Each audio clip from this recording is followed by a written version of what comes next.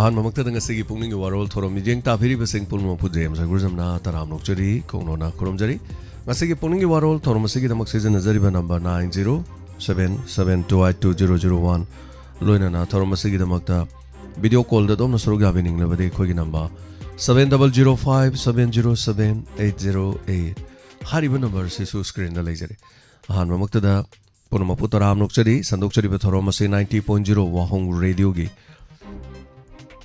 radio channel da faba dugumba thorom ni loinana haribasi TV channel da icecom da loinana elite TV GTPL cable loinana diamond TV Facebook ma YouTube manipur online radio tonga tongan ba platform kaya da lanthok chari ba thorom ni nukti gi phongli ba paukse yoksang kumai lorabani na paukse lakpa hore mapumoi ba pau posparani laisram na me amna PB credo bu ngase gi thorom asida adom na karigumba wafam sing asi phongdok pining ba leiragadi pijari ba headline sing asi gi matungina adom na su me amda thambi ba yagani puning lok sing oiba adom gi mot phongdok pi ba yagani han ma da sanale pak te lok chari chora chanpur ko ki amadi paite chawno khothokna re misi mina kya yongna re tuibong da leiramba ko ki sing pak tak na paite sing na tan thokre Namin marini chupna thirakkiba mukes mapam hauju fawba khangba ngamdri Manipur crisis ki matang da Congress party ki matak da Finance Minister Nirmala Sitharaman na yaning daba phongdorokli Delimitation gi matang da Supreme Court na center da tha hungi matam pikre Prime Minister Narendra Modi Manipur da laklaba yai haiba paw likhunama phongdorokli Loinana yoksang manung da accident ta mioi ama lekhidi Puksak wariba National Highway sing da tatna thingba pirak leba sing mathakta thabak lokhalu haina kojam bemol na phungdokre Supreme Court ki just laktuna Manipur gi phibam yengsing gadori maitai just Chorachanpur da changlakpa yaroi haina CDBA na phungdorokli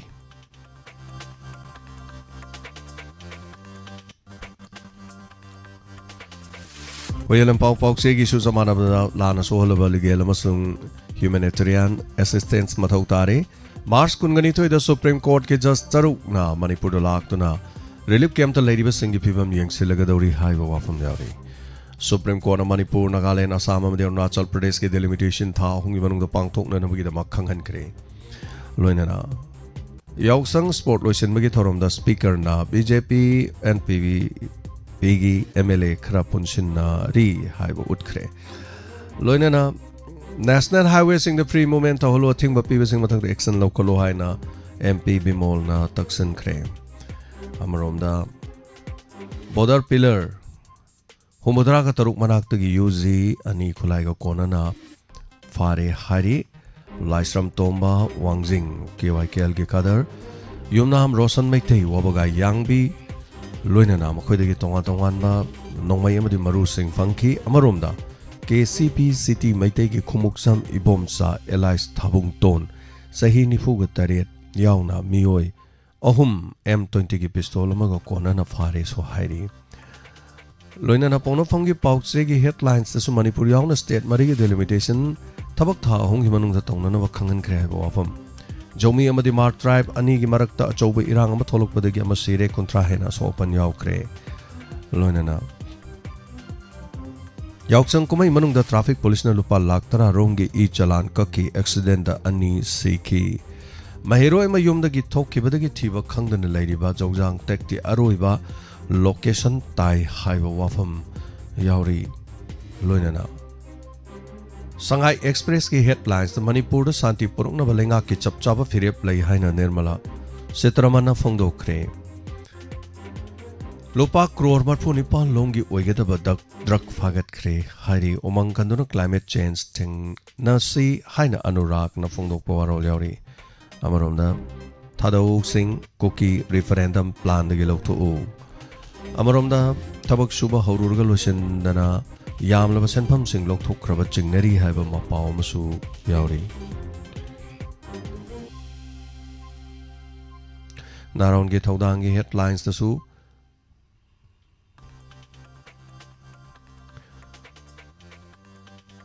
Loinana Chorachanpur da Mahar amadi Jongmi gi marak khotong na remi oima sire Jongmi Student Federation matang kakthame emergency sadan law thukre Loinana All kasar rota chatkiba mukesh ke khongol libada phangdri ꯑꯣꯖꯥꯁꯤꯡ ꯄꯥꯎꯇꯥꯛ ꯑꯃꯗꯤ ꯊꯧꯖꯥꯜ ꯌꯥꯎꯗꯅ ꯊꯕꯛ ꯑꯃꯠꯇ ꯃꯥꯏ ꯄꯥꯛꯂꯣꯏ ꯍꯥꯏꯅ and ꯏꯔꯥꯕꯟꯇꯅ ꯐꯣꯡꯗꯣꯛꯈ꯭ꯔꯦ ꯂꯣꯏꯅꯅ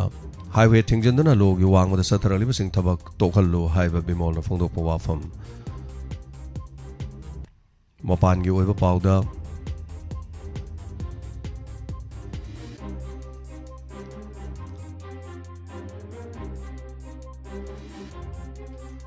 astronaut Sunita Williams था मापनगा नुमित 14 international space station अनौब record क्या थमंगमदुना पृथ्वी माई पाकना हलक्रे स्पेस मराथन चेंब ngамबी मालेम की ख्वाइदी अहानब नुपी एस्ट्रोनॉट सुनीता ngамख्रे लोइनना मालेम की एस्ट्रोनॉट सिंगी मनुंगदा इंटरनेशनल स्पेस स्टेशन मतम ख्वाइदी की सांगना लेबा मियोय सिंगी मनुंगदा कना कना ओइखी मदुगी रिपोर्ट अमसु यावरी लोइनना इजराइल ना गाजा दा नौना लांदादुना मियोय चामरी गे सोमना मरी हाटख्रे रशिया की लानमी लाख 5,800 लिसिंग तरा यूक्रेन ना हाटखी बांग्लादेश की महिरो कुन सीबगी चराग पीखरे हैरी मसिग लोइनना लोइजरे नुक्तिगी फोंगलिबा पाउसे सिंगी हेडलाइंस क्रा असगी थोरम मसिद पिजबा संदोकचरिबा थोरम मसिग मनुंगदा पिजरिबा हेडलाइन सिंग असिदगी दोमदोमना अदोंगी पुनिंगदा फाउबिरप वाखलोन सिंग अदु पोखटपिबा यागनी मधु खक्त नतना संदोकचरिबा थोरम अदोंगी पुनिंगदा फाउबिबा मयाम खंगबदा कानबा अदुगा अखोगी नंबर 9077282001 दा कॉल तौरगा फोंदोकपिबा यागनी ngarang कॉल फंगिबा सिंगदी कॉल लेपियु फंगौदबा सिंग हाइबा तारे खुदोंचाबा पिमिनेसि यामना तोइना तोइना कॉल तौबा सिंगना खितंग खितंग लेपिरगा फंगौदबा सिंगदा खुदोंचाबा पिमिनेसि पुनमपु थागचरि ngasi फेसबुक लाइव ता लेबिरिबा अदुगा यूट्यूब लाइव स्ट्रीमिंग दा लेबिरिबा मियो चनी अंखै थोरम अहोबो मक्ता दा लिंक्सन बिरलिबा सिंग लोइनना असि थोरम सिगी अहानबा कॉल कनानो ओइ हाइबदु यंमिनसि कॉल खराना नाइजरी हानाना थागचरि तांग कुनगनी थोय ngasi kun तांग कुनगनी थोयगी फेस टू फेस की थोरम दा मो हाइजबा तारे कोइगी जगदीश का दुम पुल्लिबा लीला रोय हेमसान हाउबिजम हाइबा तारे नुपी साबिनी महाक्सु फेस टू फेस कोई उनजगनी अदुगा ओइनाम अरुण उननबा कोइ होनजबनी अदुगा ओइनाम अरुण पाउ फाउनदबन मरम ओइरकांदा तारुन से कोइ लाक्लिबा मार्च के तांग कुनमरी स्वाइदा कोइ मु यंगजरगे अदुगा मरम कुसदा हाइतारे खर गैप लेरिंगे मरक्सिदा कोइ फेस टू फेस दा तोंगा तोंगा आर्टिस्टिंग मरी नुमित निनी कानारगा नोमा कानारगा उनबगी थोरम सि सथजरकपनी मैमनसु सपोर्ट तौबियो अदुगा मथंगी तांग कुनगनी थोइगी ngasi तांग कुन हाइबदि हांगचित पुंग 13 मखाई तारकु मतमना हेमचान हाउबिजम नुपी यामना मानबा हेना का हेना नुपी मानबा हाइबताई अदुगा मागी तोंगा तोंगा रील्स दसु मैमनसु दुम उबिरंगनी अदु खक्ता नतना अखोइना संगाइना पुथोकसबा अदुंबा आर्टिस्ट अमनी अदुगा मागी मरमदसु कोइ खंगमिनसे हेलो हेलो तराम लोकचरी सांगारांगिनो याम अदु कने तो हाइजेगे तो मिसा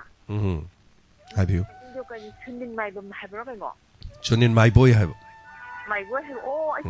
काइ नि आई खंदमिनेबा ओ होय होय याम नुगाइजे सा को ताबा आई अदु बेक सु सादैने मासिया होय होय आई सिमागा सिना वाइ कया दि येंगी आई दि को तामदा के लेयनेबको बादा मागी आई येंगो फंगे हाबा होय होय आई मथोबा अंत खंगे खंगे हंदक कनो तोरकान खंगे सा हंदक डायमंड का पुलुबदगी लीला सु खर खंगे फिल्म सु खर खंगे मैडम को हाना दी फिल्म लीला फला करीम ते याउदबने अदो अखोय गा पुलुबदे खर खर खंगबिरे हाइतारेने हो अदी दम सा थागसरी मैडम नाबा येकपा याउदबो इबियो को अदो दे हेनबा कसु लेते होय होय आई था नागाले फारा हेलो अदो याम नुगाइजे सा को अदो हाइजेगे तौनी फनी याम नुगाइजे थैंक यू हांगचित चु सोइदना मैम सरुग याबियो हांगचित की नुपी साबी सिसु कोइ नुपी याम मानबगी हाइतारे ममिंग चलिमनी अदना खोइ लीला चतपा कांदको लीला लोइरा कांद नुपी सिंग दि मोरा पाइरगा युमदा कोक हनद्रिम नोइन ngасai नुपी साबी दु येंगे गाइनको येंग लेबजानी नुपी याम मानबगी मादि चुमना अखोइ केद्रिंगे द सुम लेबजु नुपी दु मालबने अदना मागिसु नौजरी बनी मादि अखोइगी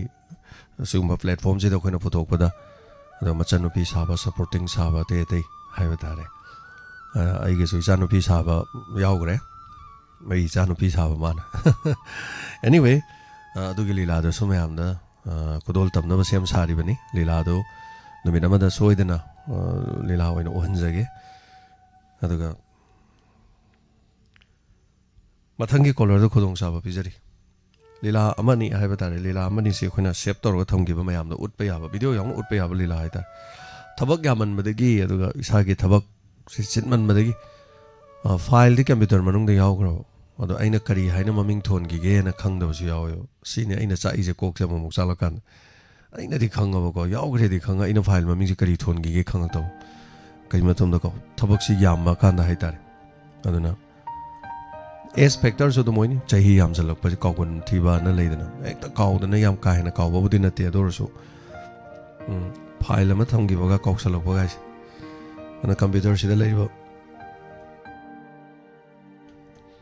ꯑꯩꯈꯣꯏ ꯁꯤꯗ ꯀꯝꯄ꯭ꯌꯨꯇꯔ ꯂꯩꯔꯤꯁꯤ ꯐꯅꯌꯥꯝ ꯌꯥꯝꯃꯤꯅꯤ ꯀꯝꯄ꯭ꯌꯨꯇꯔꯁꯦꯀꯣ ꯀꯝꯄ꯭ꯌꯨꯇꯔ 3-4ꯁꯤ ꯑꯩꯈꯣꯏ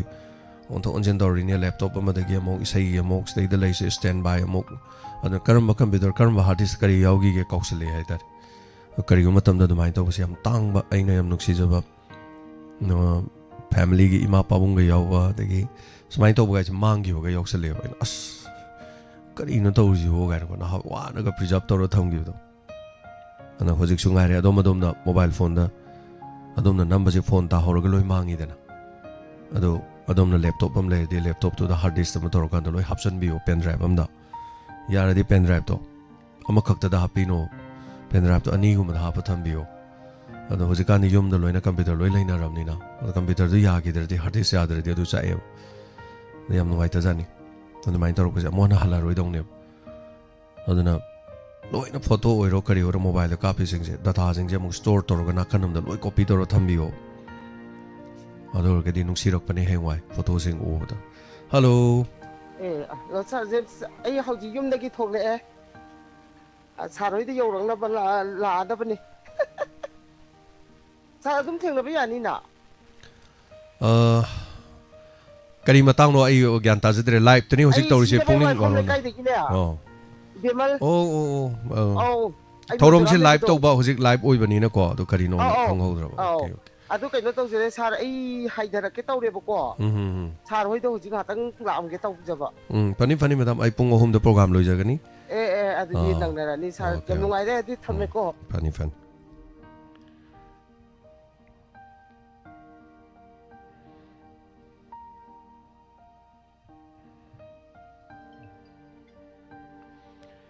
hello hello sir good afternoon तराम नौकरी फेस टू फेस की जगदीश अखोई लेकाई अखोई लेमिनई अखोई मनाक्ता दुसु यम नुंगाइजे गिसु नुंगाइजे ताजर अदुम मदु लाइफ यावबदी ngамहौद्रे अदु कोन अदुम ताजरे सा कोन अदुम ताबियो अखोइजु अदुम खुदक्ति येंग फंगदमना खुजु कोन येंगे हाइतारे अदो हंगसित अमुक येंगमिनसी हंगसित हॉबिजम अखोइ हेम चान अमुक येंगमिनसी को आर्टिस्ट सिंग लोइन वाबनी मरी नुमित निनी कानारगा हुमनि कानारगा मरी मतंग आर्टिस्ट सिंग मरोल तो उना थोके तौबनी खरा लेरगा मुक लेपसु को अदा हुजिकिदी खरा माइना सिंबीरा को जन नुंगाइजे अदो कनो अखोइजु अखोइन हेक तानिंगा लाइफ तारिंगा द मी हेक लाक्सनबनिने को खरा हेक ताबा दुना को ना जे गरे नुं तांगुमबसे खरा कनो वाले मांगदा इंस्पेक्टर याजिना सा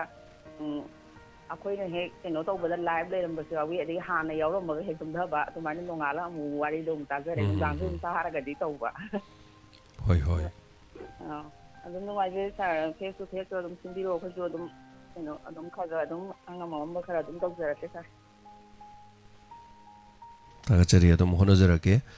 नुमित निनी हुमनी कानारगा आर्टिस्ट अयाम्बा खरमता उनगे मरोलमता अना याम कन होनजरी अदुगा आर्टिस्ट सिंग लोइना वाबनिना मखोइगी परी सु खंगमिननबगी तंजादो अदु लौमिनसे याम नुवाइजे तोंगान तोंगान मयाम अदुम सपोर्ट तौबिबा कोई थबक थोरम सिदा हाइबा तारे थैंक यू थागचरी मैडम यारिबा मखै मरो उनरमगा मुख खरा मुक लेपा खरा लेरगा मुनरसु अदुम हे तंजादो लौमिनसे हेलो इमा चरापा इमा केनानी Mataram Luxury, Kari Wafum Tambi. Diamond Ngauzabi inama. Sang Manung Namaroma Ole Angang in the Tauri the Maroma. Angau with the Pamung the Pangok and Openi Tauriji. Sorry for Gams. Hoi. Panging the Pangum High Tare. The Narangita Yai the zoo. Put in down your hunting, but Madi, Nangam there. I don't know when I river Gamma, some of the Nanga Abanina. Hoi. Jacksangi sport Kimatanga. The Gin Hangi Nupis Habi Jagadi Hybra. Hoi. Nupina Kador, they know Mongonda. Am the Ing Bitapi Mawarazu, am Ingbi, am Namonda Gudnam Chin, but you succumb the Monda Malici. The Ngang on a river base half and Ngang the zoo. Me a man I had that Sat Pazarazu, the Gi, and I had that of me, Gulam, but you was his Harris. Hoi. Pakseva Wajava had a good Matung in a Paksera in a bed to Saro, Hero Bukumo, Sakaza, the Yap, or the Ngang Sap the Tanning, the good out of a mean and Ngang, the Tanning, the Bamin, I'm lady Venev. And the artist in the ID Madi Kariani, other Harawi Pang, I Pangdun Simoje. The Mizeloina, Miracolacan, the medium, Magunji Hang Habaze. Like Hang the Madi, Hang the high with Yahidi. Hoi.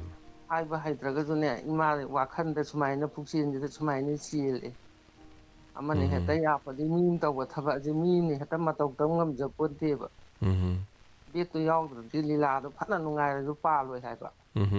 And in Tang album to Motam the tomorrow to Jam Tag that the Maru Tag that the house of the woman ever even my Pramante. Hoi. I the mind Magundo. I'm targeting Jan Parzo at the Peace Habit, the number of Manupina Cado, they know Mangonda. What is Horan Pitola Bani de Bungo? Hoi, ma hang sit Kizamu Yang Biu, hang sit Kizi Yang Kandamo. Si Mokamai to Yamu Yang Minasi. They never Tangang, Marty, Doctor Saleva, Segap Saleva. Hoi. I need your Europaga, Bungo program, the However, in a Tana Sally, a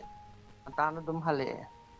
Program with the Potar, I'm no idea.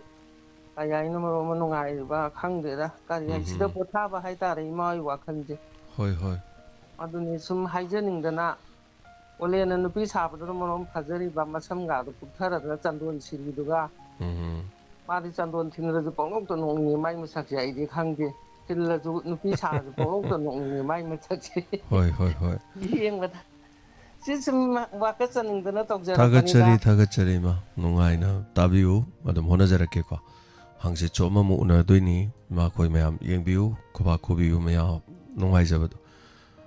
Artist Samazi. Yang one struggle to rola e, Kanaman hing never get the mohone, and there was a kiss of Madana Kamina, Leliba, Drama, Chalaga Lila, Chalagana, Kamdoriba, was in the Karam Leliba guide. Quilo Kaminase. A Koigi, Mokoi Katangi, Wari, Nainabe wanted. Artisamo even in artising the Mari Unabagi, Adomakudo Shab, the Lowy wanted. The Kamam Punomano Kaminasi. No. Torom Sida. I'm support of you, Tagachari, Matangi, Color de Kodong Samong Pizari.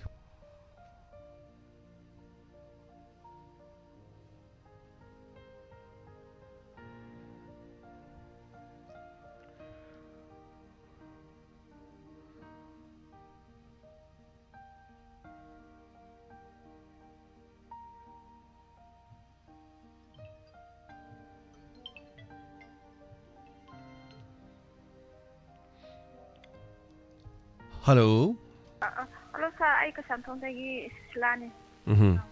I am queer at all the Vangasi, some soldier and Sagi program. I'm a tea, I'm the Tazari. Oh, and that is another study in my boy, some new eyes, Tazara. At the gate, as it is, and him and how we don't have the dog. I think I used to the ying ever. The mana Saroi. Delhi the Tobakan, the man would look for those and no have it. Is a Disnaga and the Pisa for the inamatory, and again high Roko, Mana, the year, Hargisiana, saying, so I didn't being the. Hoi. I don't know that it has Tagata. ꯑꯗꯣ ꯀꯣ ꯑꯇꯩꯗꯤ ꯁꯨꯝ programme ꯑꯇꯩꯁꯨ ꯌꯥꯝ ꯌꯦꯡꯖꯔꯤ ꯑꯗꯣ ꯑꯇꯩꯗꯤ ꯀꯩ ꯍꯥꯏꯗꯣꯏꯅꯣ ꯈꯪꯗꯦꯗ ꯁꯨꯝ ꯇꯥꯖꯔꯤꯑꯅ ꯑꯩ ꯅꯤꯡꯁꯤꯡꯖꯔꯛꯏꯅꯦ ꯁꯥꯔ ꯌꯥꯝ ꯅꯨꯡꯉꯥꯏꯖꯩ ꯊꯝꯖꯔꯒꯦꯀꯣ ꯁꯥꯔ ꯊꯦꯡꯛ ꯌꯨ ꯊꯥꯒꯠꯆꯔꯤ ꯃꯊꯪꯒꯤ ꯀꯣꯂꯔꯗ ꯑꯃꯨꯛ ꯈꯨꯗꯣꯡꯆꯥꯕ ꯄꯤꯖꯔꯤ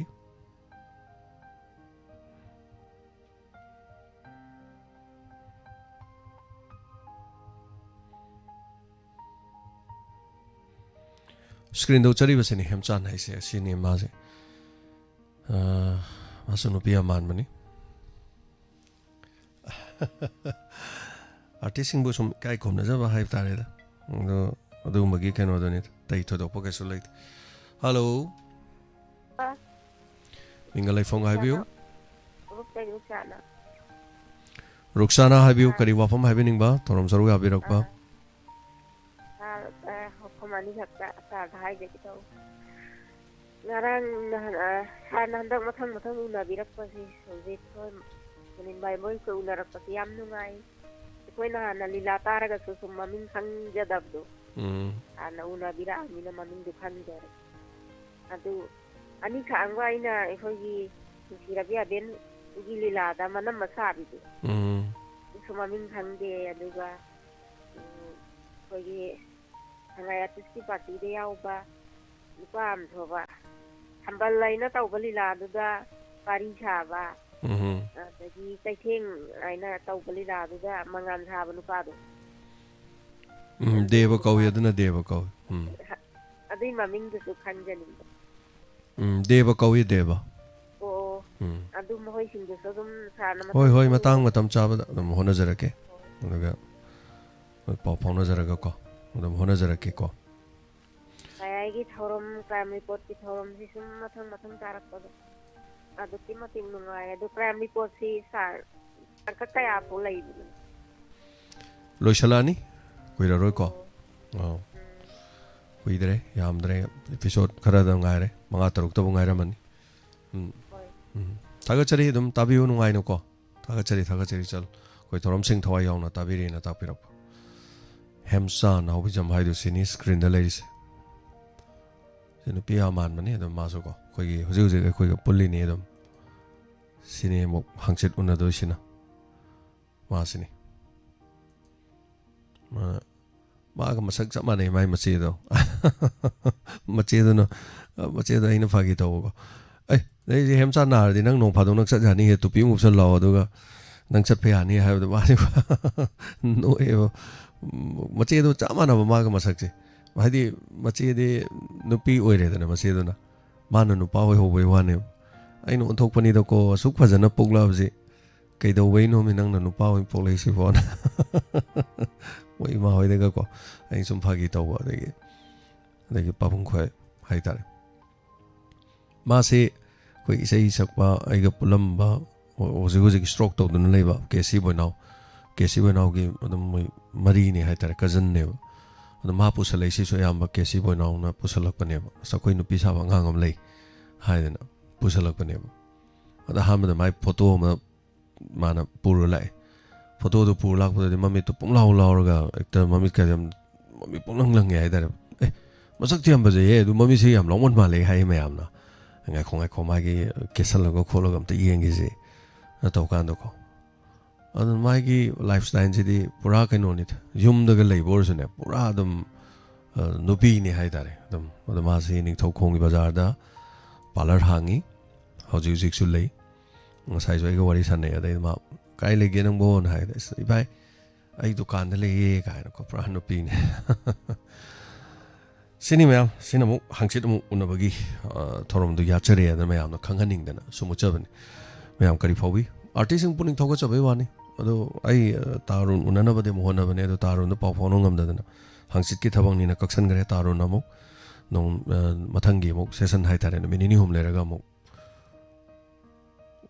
unajarak hello hello ibumo imani oh ima bazar ke arang di ko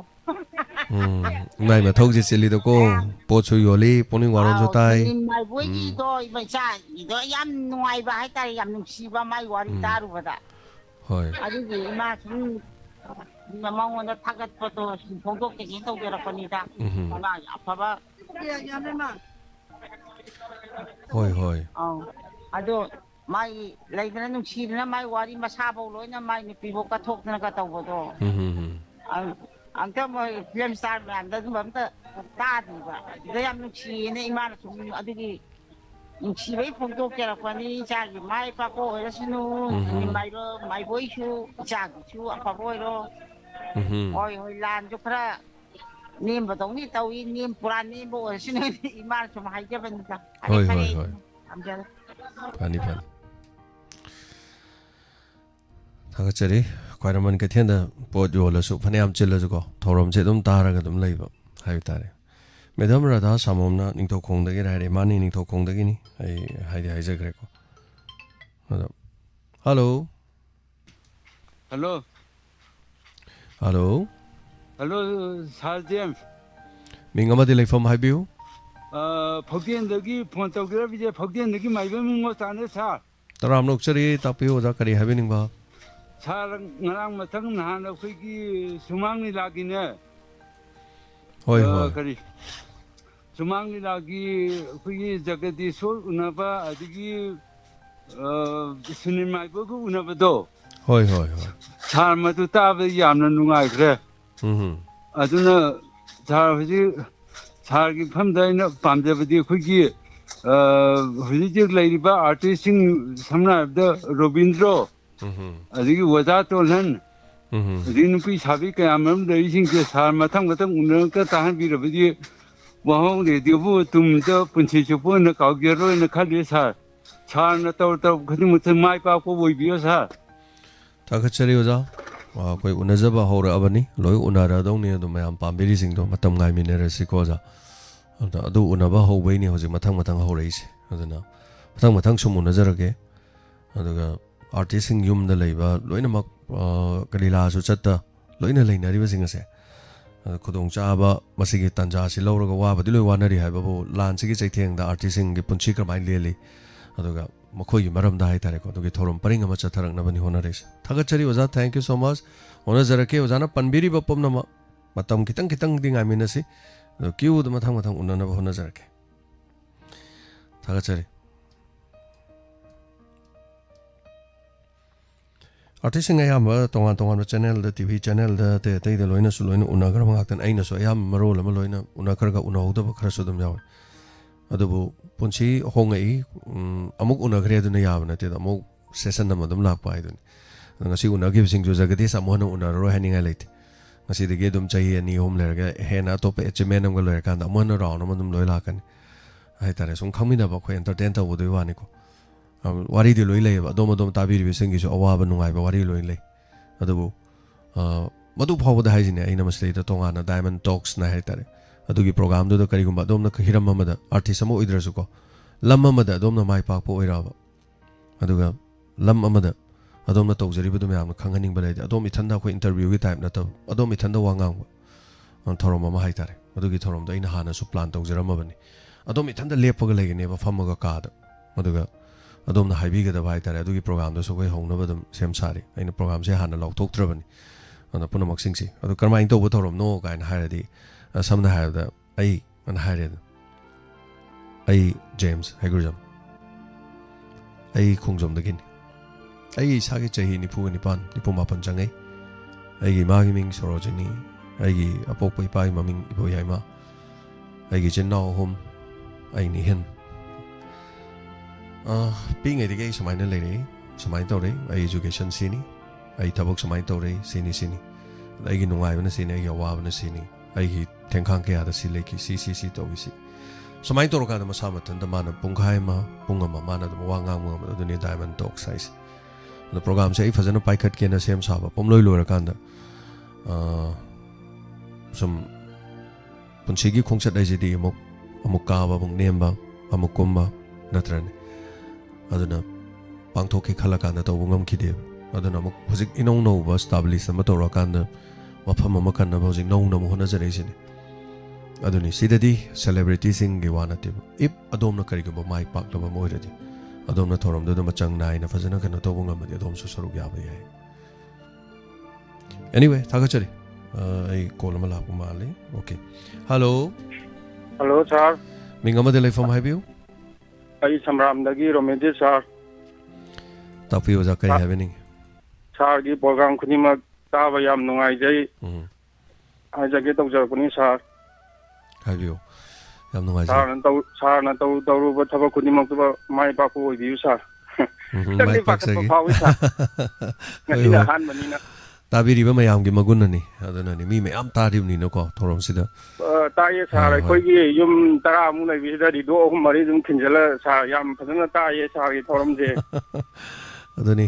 pungning wakhal nungai ra di punumak loinam nungai hakchang ju nungai hai tare adam